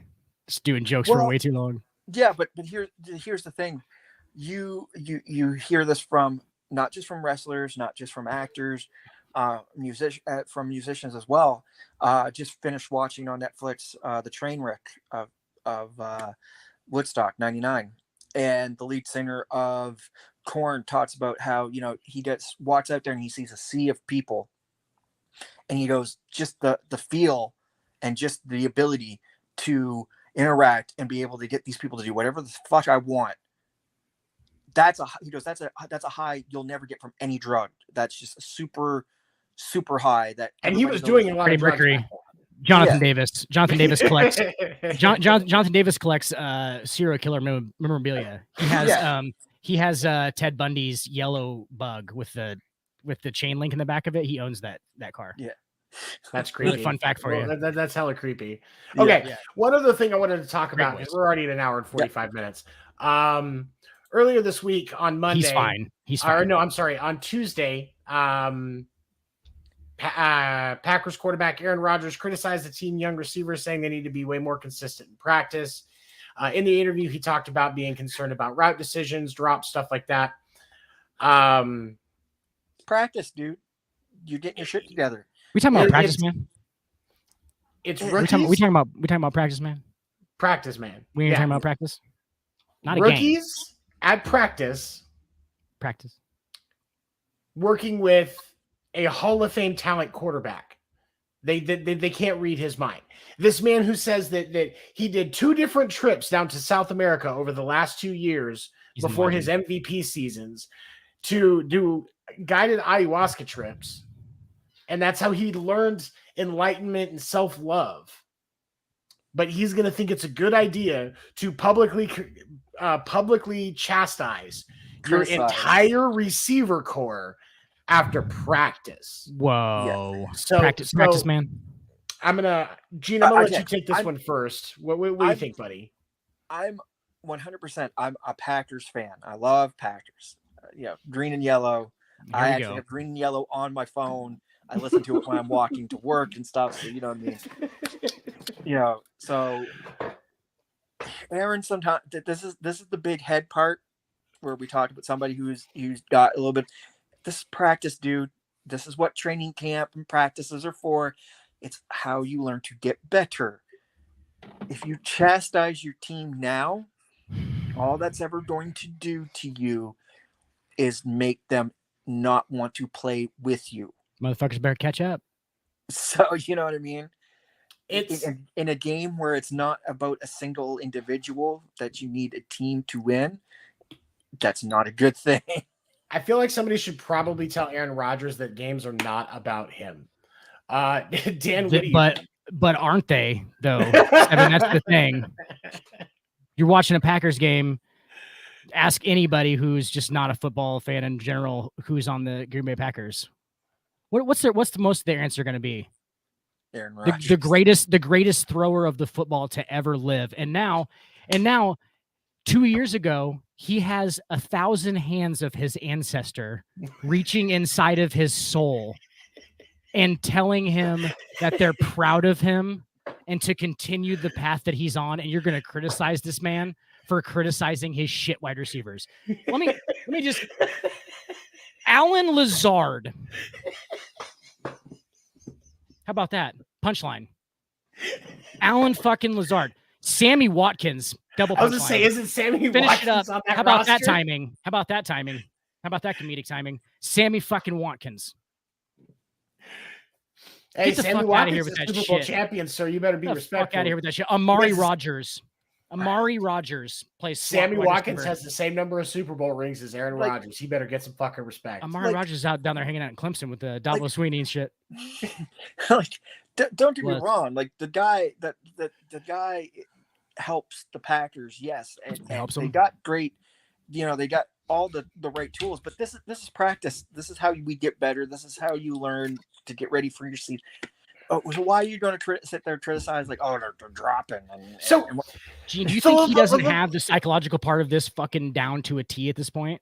Like, you know that he does, right? Like, he has his shit down to a T. He knows he can fucking poke fun of those motherfuckers, so he can go to him later and go, "Hey, I told you you could be a dog." You know what I'm saying? Like I called you out so that you could be a dog, right? That's what he does, bro. That's what he's been doing the whole time. That's why he rubs people the wrong way, is because he is fucking super smart. He's actually super smart. He's snobby about being super smart, and he's pretentious. That's a thing. He's very Okay. like, that's part of that Deshaun Watson syndrome that we were talking about earlier. Like, it's not, I'm not saying that he is Deshaun Watson, obviously, but I am saying that, like, so many people have told this dude his entire life now, his entire adult life now, Yep. have been being like, bro, you're really fucking good. And like, eventually, if everybody just walked around, like everybody that you knew, dude, like, I mean, Gene, I'm sure that actually probably happens to you, but like everybody that you knew just like walks around and he just goes, "Hey, bro, like, you're fucking awesome. Like, you're fucking like," and they meant it. You're going to start believing that you're awesome. Like, you know what I'm saying? It's not any part of his fault, I don't think. Like, I don't think we can, he's got the psychological part of this down, and he has the hands of his 1,000 ancestors. Well, yeah. Here's Go my ahead, thing. Sam. You can't, you know, so let's put it like this. So, Gene, I'm going to ask you this one, Mr. Pinfall. Let's say tail end of Wayne Gretzky's career. Mm-hmm. He was, he's playing, they're getting ready for the season, trying to get things set up. Gretzky's getting interviewed. Don't make a Wayne Gretzky, Aaron Rodgers fucking compression right now. Listen That's not to me. even. Oh, I can. No, I'll I'm gonna let him talk. That's- I'll let him make his point. And Gretz says, no, these young guys, man, they're just, Wouldn't. they got to work on their speed going blue line to blue line. They're not saying, not getting to the crease when they need to, and just rips the entire first line apart that's going to be starting with him. Okay. How do you think that goes? It goes great for Michael Jordan. Let's put it to you this way. When Wayne Gretzky has done that in Yes. Edmonton, he did it in Edmonton when he was starting off, and it was Mark Messier that pretty much told him, "Well, if you keep talking like that, I won't be your enforcer." And it was not very long after Edmonton wins the Stanley Cup that Mark Messier stays in Edmonton, and it was Gretzky that traded over into LA. And then when Gretzky goes to LA and starts trying to pull the same thing, did many people fucking knock his ass onto the ice, and then he starts asking his coach, "Well, why isn't nobody fucking protecting me?" That right there. But that's, I mean, like, but Mouth. and that's the GOAT. And that's the GOAT though. But that's the GOAT. But like, how'd it work out for Kobe? How'd it work out for Michael Jordan? Those guys did that all the time. Yeah, how'd it work? but- Peyton Manning did it all the time. Yeah, but here's the thing. It's like you look at a guy How like, you for do it. example. I it's think how do it. you do it. And I think an established relationship is important. Jordan did it in practice, not in front of cameras. He did it in practice, and he would pick out a guy like. Yeah, did for he example, do it did Jordan ever Kurt. do it in interviews? No, look at Kirk. He fucking in fucking practice hated on him and fucking hounded the fuck out of him. But now look at him, and he's the head coach of fucking Golden State Warriors, and he's got extra fucking rings on top of the rings that he was with Michael. So, right. But like, you know what I mean? and so you're like, I think you're saying like it's how you go about it. And like, I don't, and yes, I don't think that Aaron Rodgers is, guys, I don't want this to be mistaken. I don't think Aaron Rodgers is going about this the correct way. No, I don't think that he's going about this correct way. Obviously, the guy has more than 2 Super Bowl talent. That's right. Okay, so he's obviously not going about it the correct way, but this is the only way he knows how to do it. And like, he's also got cameras in his face, dude, way more than fucking Jordan did, and way more than anybody. Like, those were like scheduled interviews where like Jordan was like, "Oh, okay, cupcake questions." They were like, "Yeah, cupcake questions," and like he could just, like Rodgers is getting asked about this shit every fucking day. He's probably annoyed at some point. Like he's been doing this for so long. He's gotta be. I mean, honestly, and he's like, "Yeah, honestly, I'm fucking pissed off at my receivers today. Like, honestly, I fucking hate all of them. Like, I wish Alan Lazard would go away. Like, but like, ooh, wow, Serbia. We have somebody watching from Serbia. That's fantastic. That is awesome. Your friendly neighborhood stoner. Amazing name, by the way. Me too. Me too. What's up, Will? But Sammy Watkins is terrible. But here's the thing, and I agree with you. Yeah, you get irritated and cameras in your face. It's how you go about. It's the mentality. Yes, I agree with him. He's probably pissed off. He didn't have a great practice, so he's taking some shit out. I bet the guys know that, and they're looking at that and going, yeah, we could do better, but blah blah blah. Was it a smart thing to do? No. And it will come back to bite him in the butt, in the season somewhere. Somebody's just going to be like, well, hey, I'm just going to not protect him. He gets his ass sacked. And then I don't think that'll happen. I don't think that'll happen. I think they all kind of look up to him a little bit.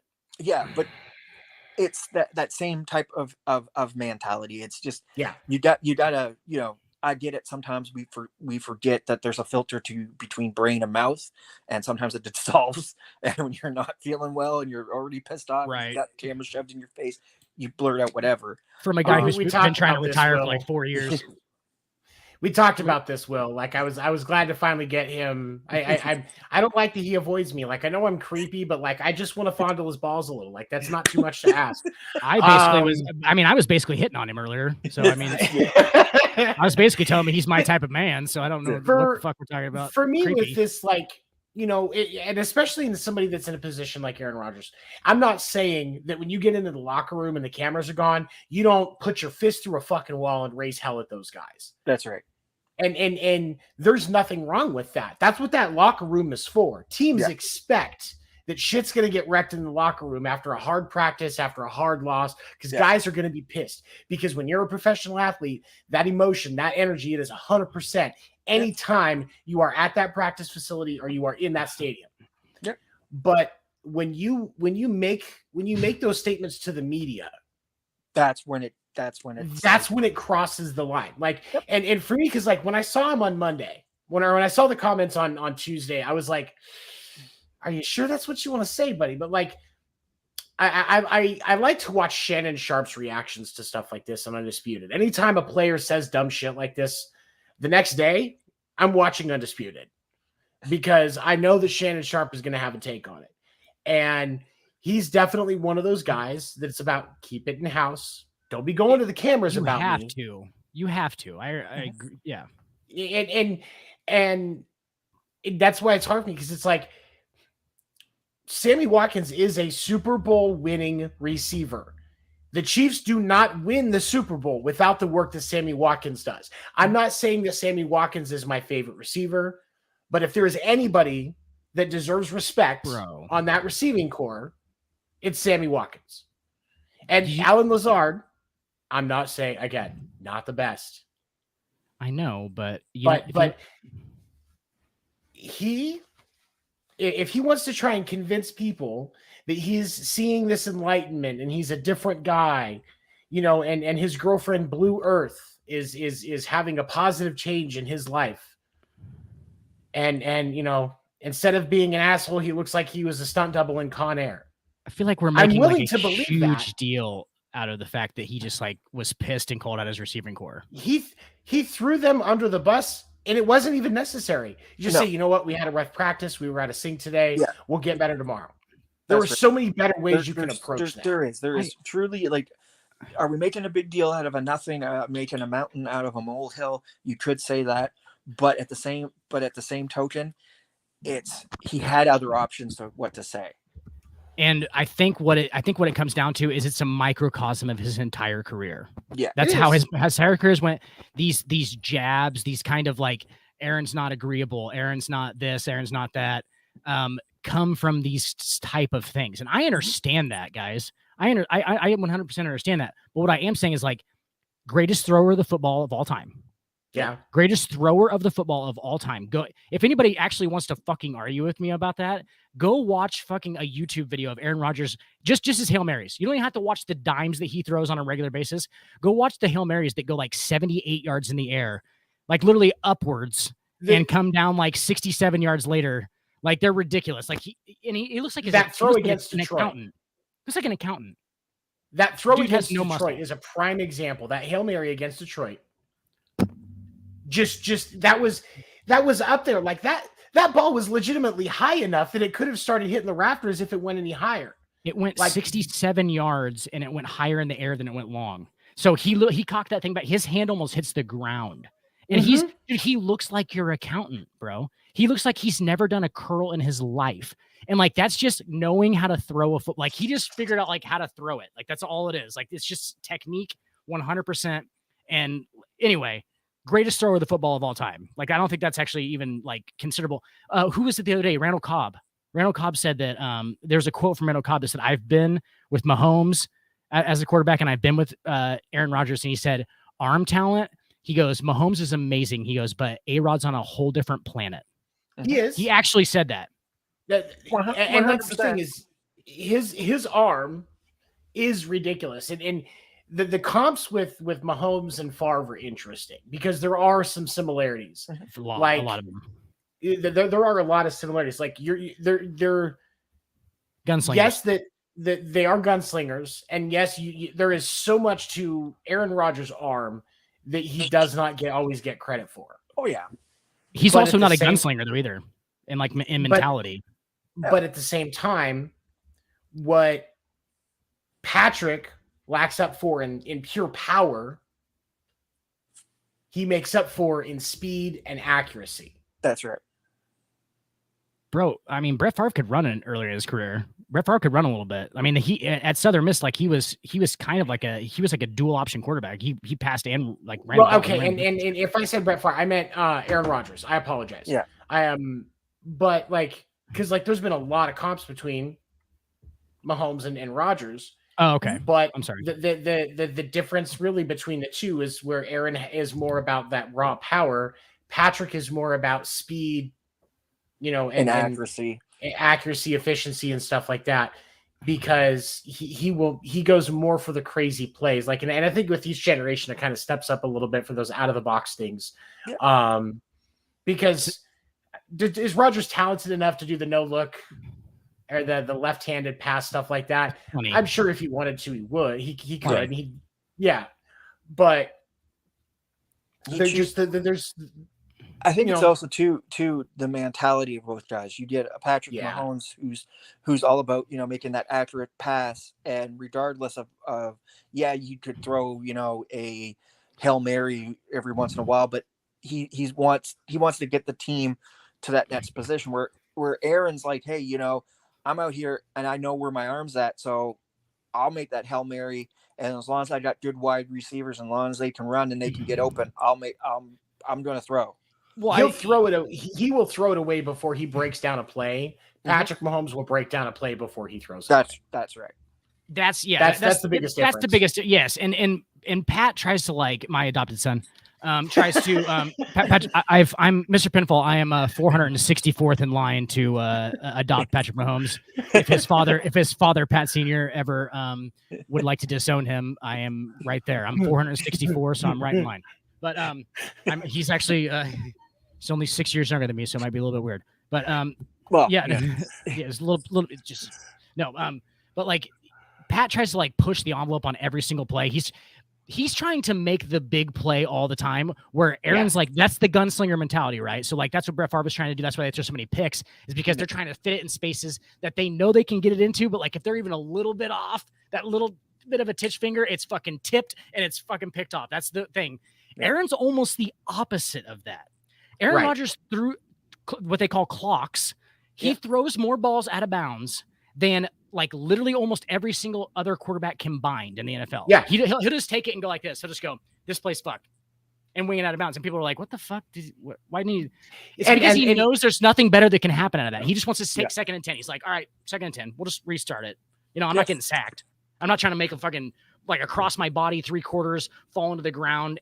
Patrick Mahomes. I'm parallel with the ground, fucking throwing it under my leg and shit. Like he's just not gonna do it. Like he's like, no, that's not a good outcome. Eventually, like eventually I get picked. And he's. I give Aaron this. He's almost like in that he's looking ahead in his career where he's like, I don't want to be like 90 and be like in a wheelchair because I threw a play that made my body like fucking distorted, like because he's smart. Yeah, because he's smart and enlightened. He had the hand of 1,000 relatives. Okay. All right. So we are just shy of 2 hours.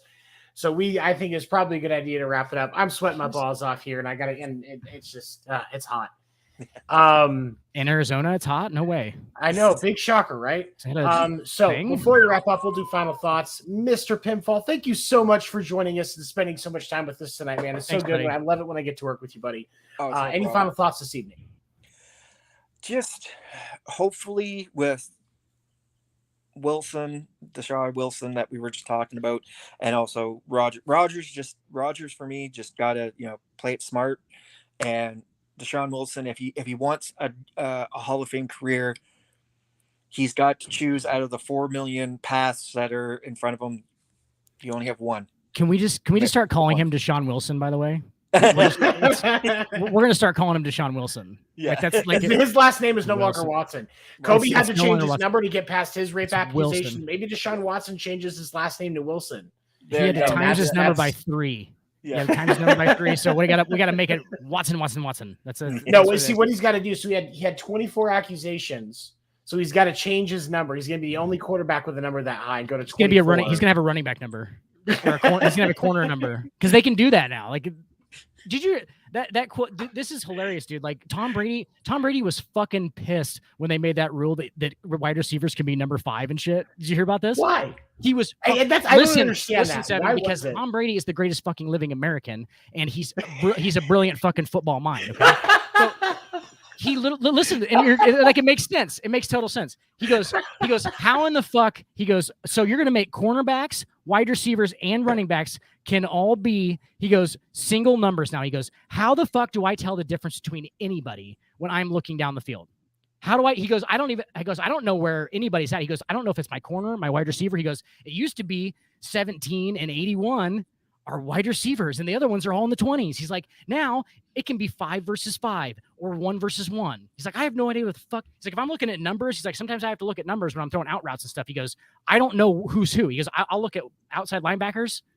It's a really good point, dude. He's like, he's watching numbers. Like he's seeing like 51 and shit. Maybe look for the color helmet and jersey that your team is wearing. Kevin, I would love for you to say that in front of fucking Thomas Edward Patrick Brady. I would love for you to just go, well, maybe just pick it out because it's easy because it's an NFL but here's the thing. As a fan, when I look at that and I see, I can understand like if they were all wearing the same thing. Both sides are wearing the same thing. Same helmets, same jerseys. So you have to know the numbers to know you're supposed to throw to. The colors, yeah. I will give you that. But like, if the Bucks are playing the Chargers, and the Bucks are at home, they're in the gray and red, the red with the gray and the black and all that. The Chargers are in white shirts, white helmets, white blue pants. How is it hard to know which one's your player and which one's the opponent? Substitution-wise as well, it's very helpful to have the numbers. You know how many players you have on the field. A quarterback has to know how many players, wide receivers. He has to qualify everyone. They all have to check in as on the line, off the line. That's all stuff too, dude. He's literally talking about just like mixing up. He doesn't want to see the same number on a fucking corner who is defending a wide receiver.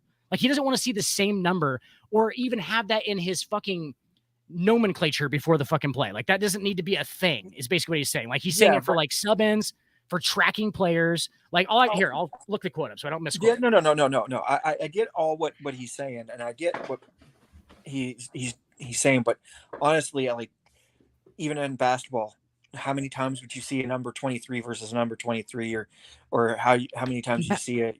In basketball doesn't matter, bro, because you're not doing like basketball. Like there's still football is more checkers, where it's like that you got to make, and it's uniform. You can still pick out the person via uniform. Okay, so he says, literally, guys changed their numbers today. I'm playing two guys who had different numbers in the preseason. So, yeah, you've got to watch film and know who you've been studying, but so do running backs. They've got to know who to block. So does the offensive line. So do the receivers in adjusting their routes on blitzes.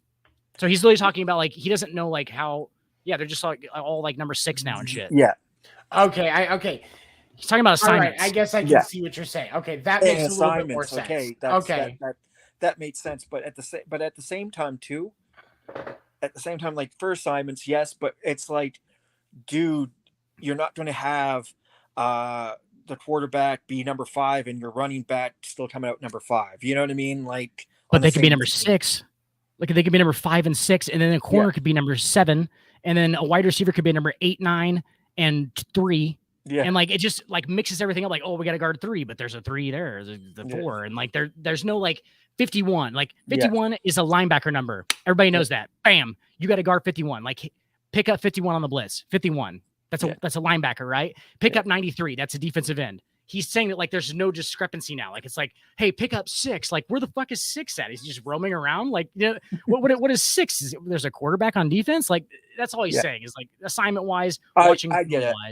That I understand. Okay, that makes you see, and that's why I'm asking though, because I didn't understand where the issue was with that. Like it's just a number. Like it's jerseys and jerseys. Like who gives a shit? Right. I get what you're saying though. That does make sense. Basically, with grouping them into personnel. Like you're grouping the numbers into the personnel, like with the linebackers or defensive ends, right?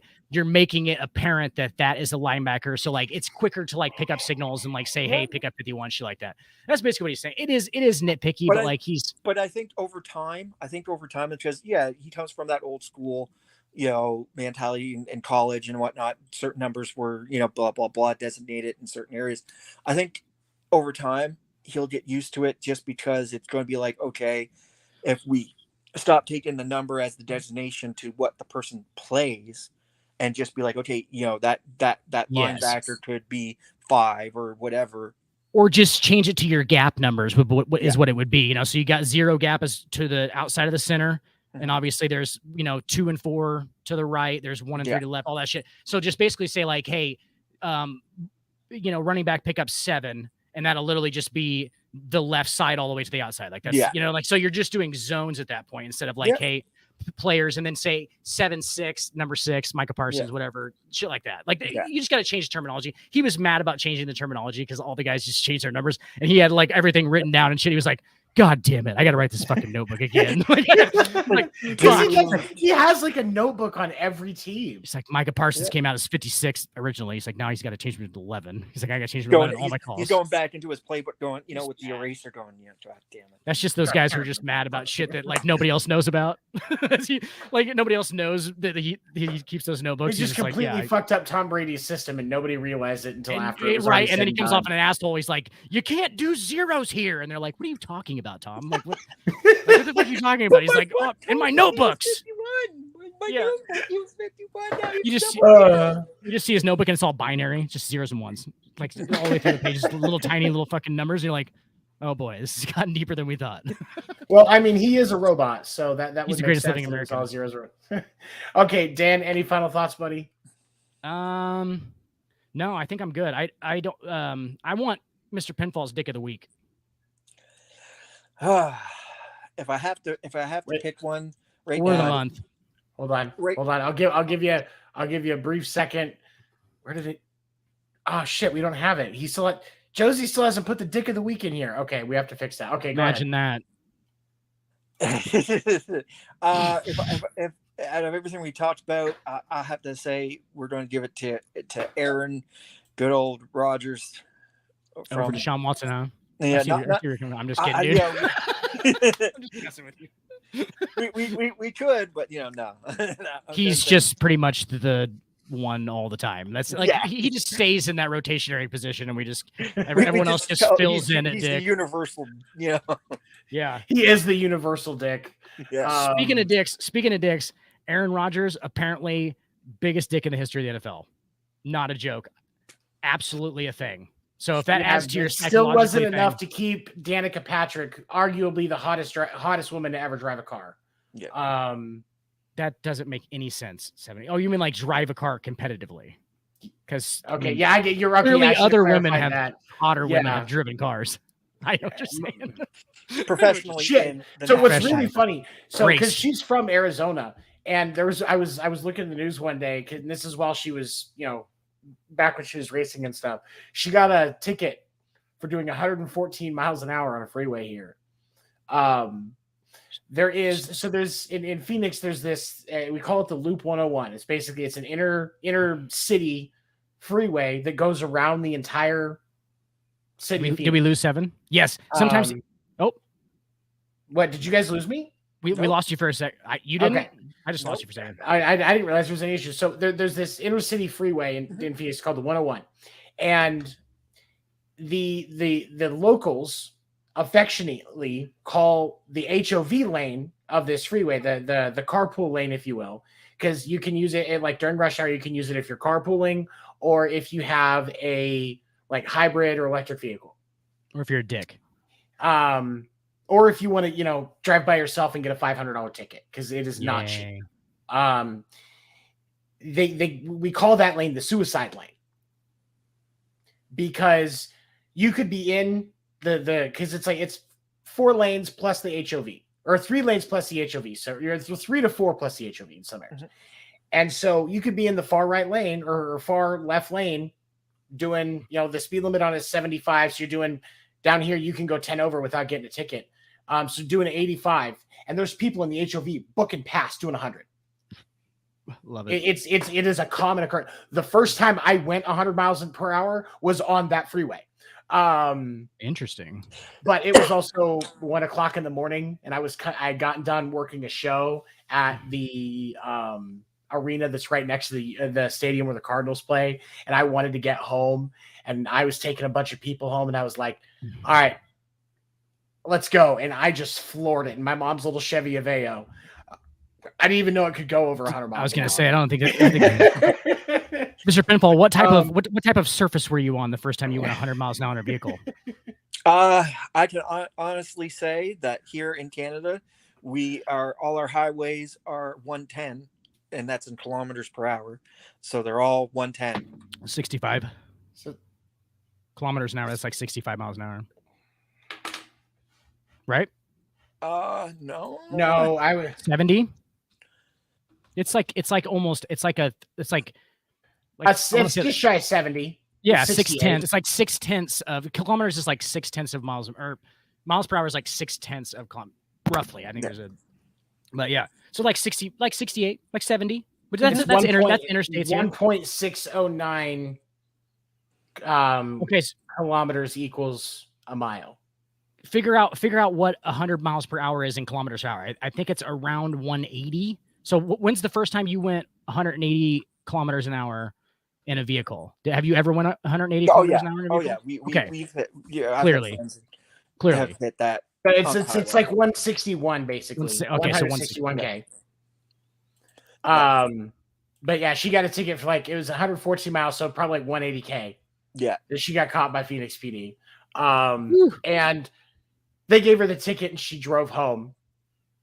Any of us get pulled over driving that fast, we're going to jail because that's criminal speeding. We don't get to drive our car home. A tow truck takes it to a lot and you never see it again. Kudos to those cops for just knowing. They were like, yeah, I'm sure she's good. They're like, yeah, I think that she's probably fine doing 114. She goes 200 on a regular basis. So I think that's probably feels like 35 miles an hour. Like it actually says in the report, it's like, she told us that she thought she was going 38. So we don't really know what, we thought she was joking at first, and then we realized she wasn't joking, and so we just let her go. Her license. We go, oh shit. Yeah, we're like, oh shit, that's why. They had to go back to the car and convene about it. They were like, we'll be right back. God, this is fucking weird, right? we don't pull over. Yeah, that they're on the computer there for a little bit. Oh god damn! She was just at a race, you know. And she just thinks she's. I mean, she probably thinks she's going 35. Mr. Pinfall, I actually went 161 kilometers per hour on a gravel road. That probably was. How many gravel roads do you have? Yeah, I was not driving, so that's automatically not the funnest thing. Yeah, no, I would not. Five people, gravel road, hilly gravel road, in a like 96 Ford Taurus. And the dude driving was hammered drunk. I mean, so hammered, he's laughing, like turning around, looking at us and shit while he's going 110 miles an hour on a gravel road. I'm hammered, so I'm having a great time. That's why the life expectancy in America is a lot less, or the United States is a lot less than it is up in Canada. Bro. Is because most, like in the Midwest, there's very little to do. So we would literally drink they just do dumb shit like donuts in cornfields, 4-story bonfires, cow tipping, 110 miles an hour on gravel roads. Like, no, bull riding is another prime example of a bunch of dumb rednecks who got bored. Yeah. The first time I cow tipped, it was actually buffalo tipping. I went and tried to hit a buffalo, and I almost separated my shoulder, and it didn't go anywhere. I swear to God, it didn't move. It was fast asleep, didn't move.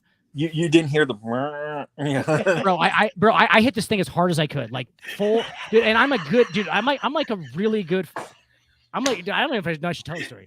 Like I was like a really good football player. Too late. Keep going. Super fast. Like I'm super fast. And like I thought I was gonna like knock this thing over, but I thought I was gonna like tackle this thing. This motherfucker didn't even move, dude. I almost separated my shoulder, bro. I fell right underneath it. Like I just bounced off of it, and I thought for sure the fucking thing was gonna wake up. I was like, I hit it hard enough to wake up. Fucking thing didn't even wake up, dude. So it didn't even move. Did you 3-point stance it? You know, get the fucking. No, I sprinted at it from like 30 yards away, dude. I got a sprinting start.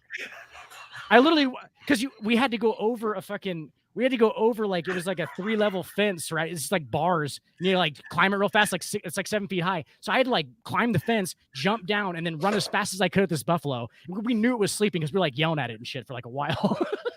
Like yelled at it, make sure it was asleep. And like it just didn't move. God. And I was like, I'm gonna go fucking knock it over, dude. And they were like, all right. I'm just thinking of the story and be like, you know, hey, Mr. Buffalo, are you still awake? We were probably just like, it sounds like a Family Guy cutaway. Trying to make fucking first time cow tipping. Hey, Mr. Buffalo, hey, Mr. Awake? Hey, Mr. Buffalo. Oh, hey. That's great. Just like walking up to in there. It's like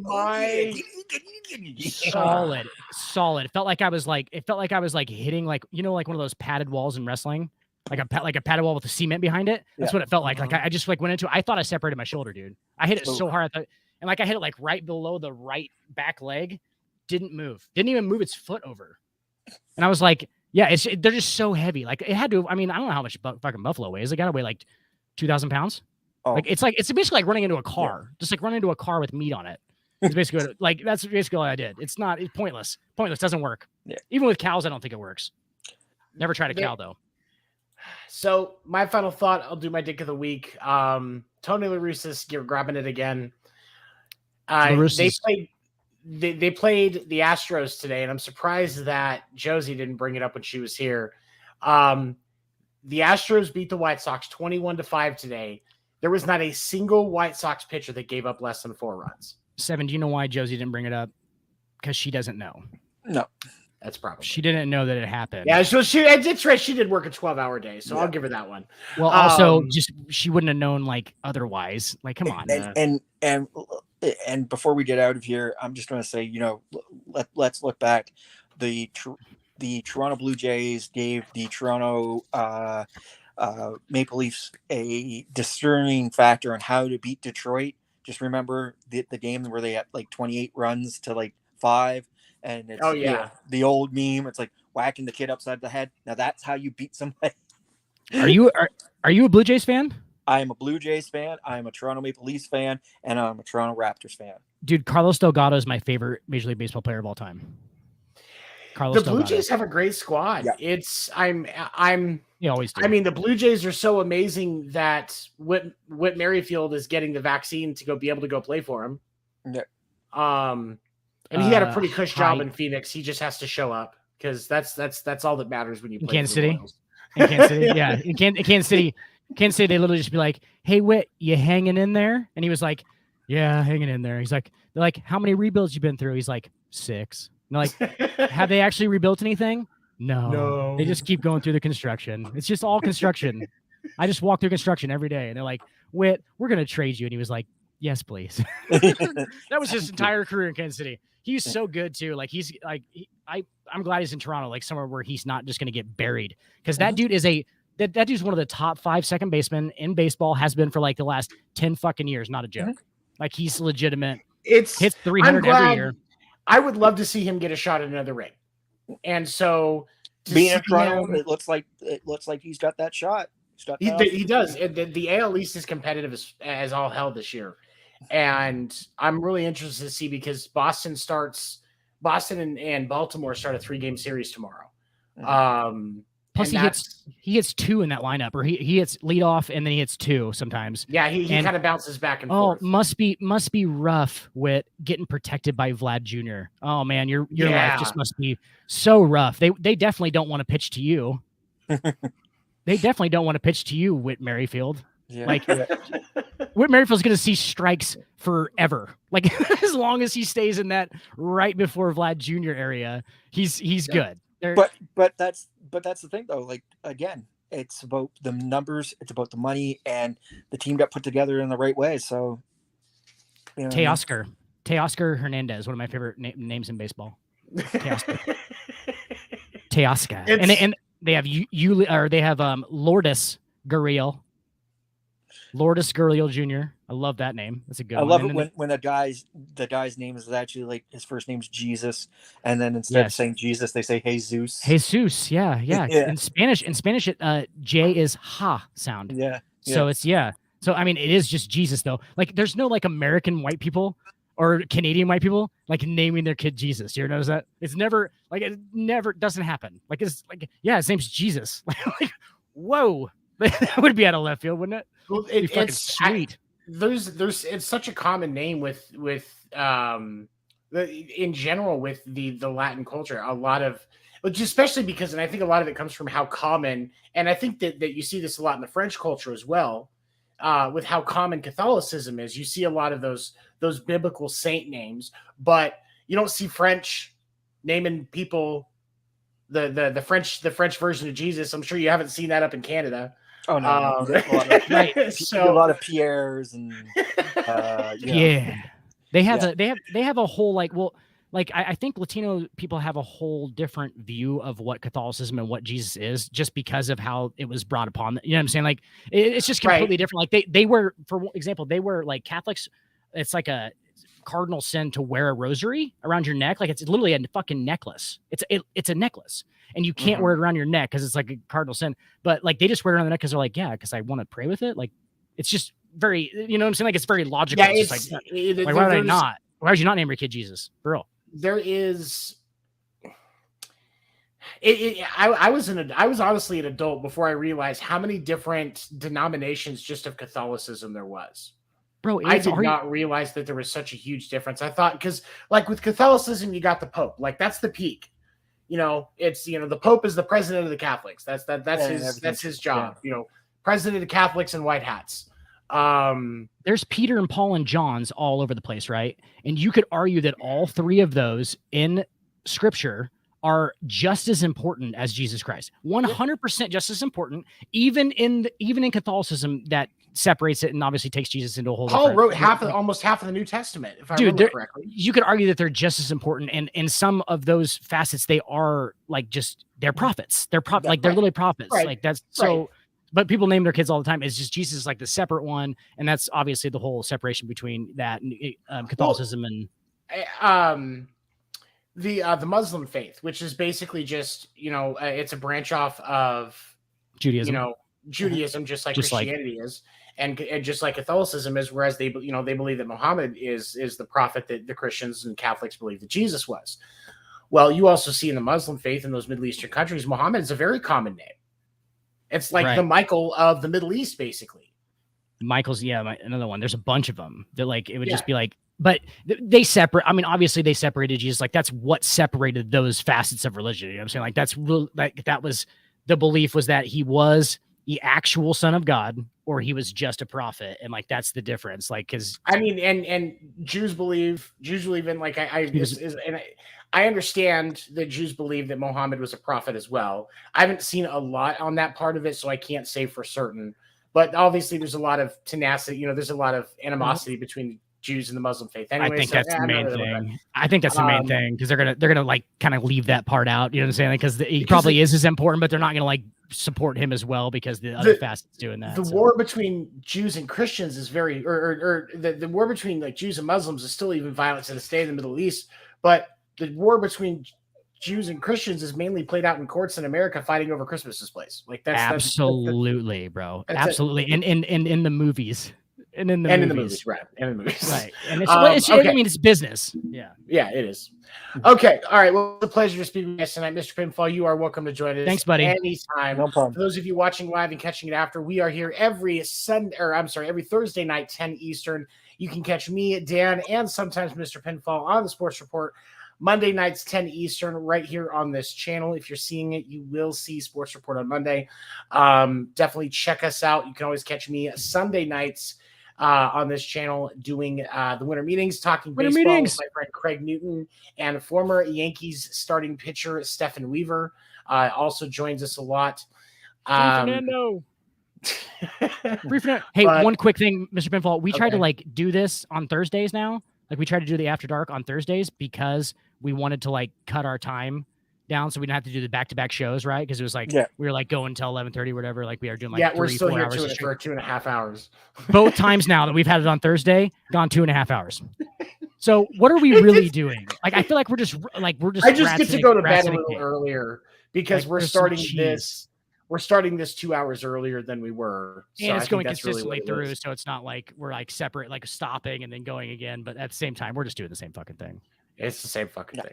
Fernando. But we will make sure that we can get these episodes up onto Spotify. For some reason, they haven't been showing up, but we're going to make sure we get them. And we will see you next week. Thank you all for joining us right here. Gene Simmons, you flaky fuck. On the sports, you heard me, Gene. Sports Report After Dark. Not you, Gene. You guys have a great day, and thank you for supporting us. Thanks, buddy. See ya.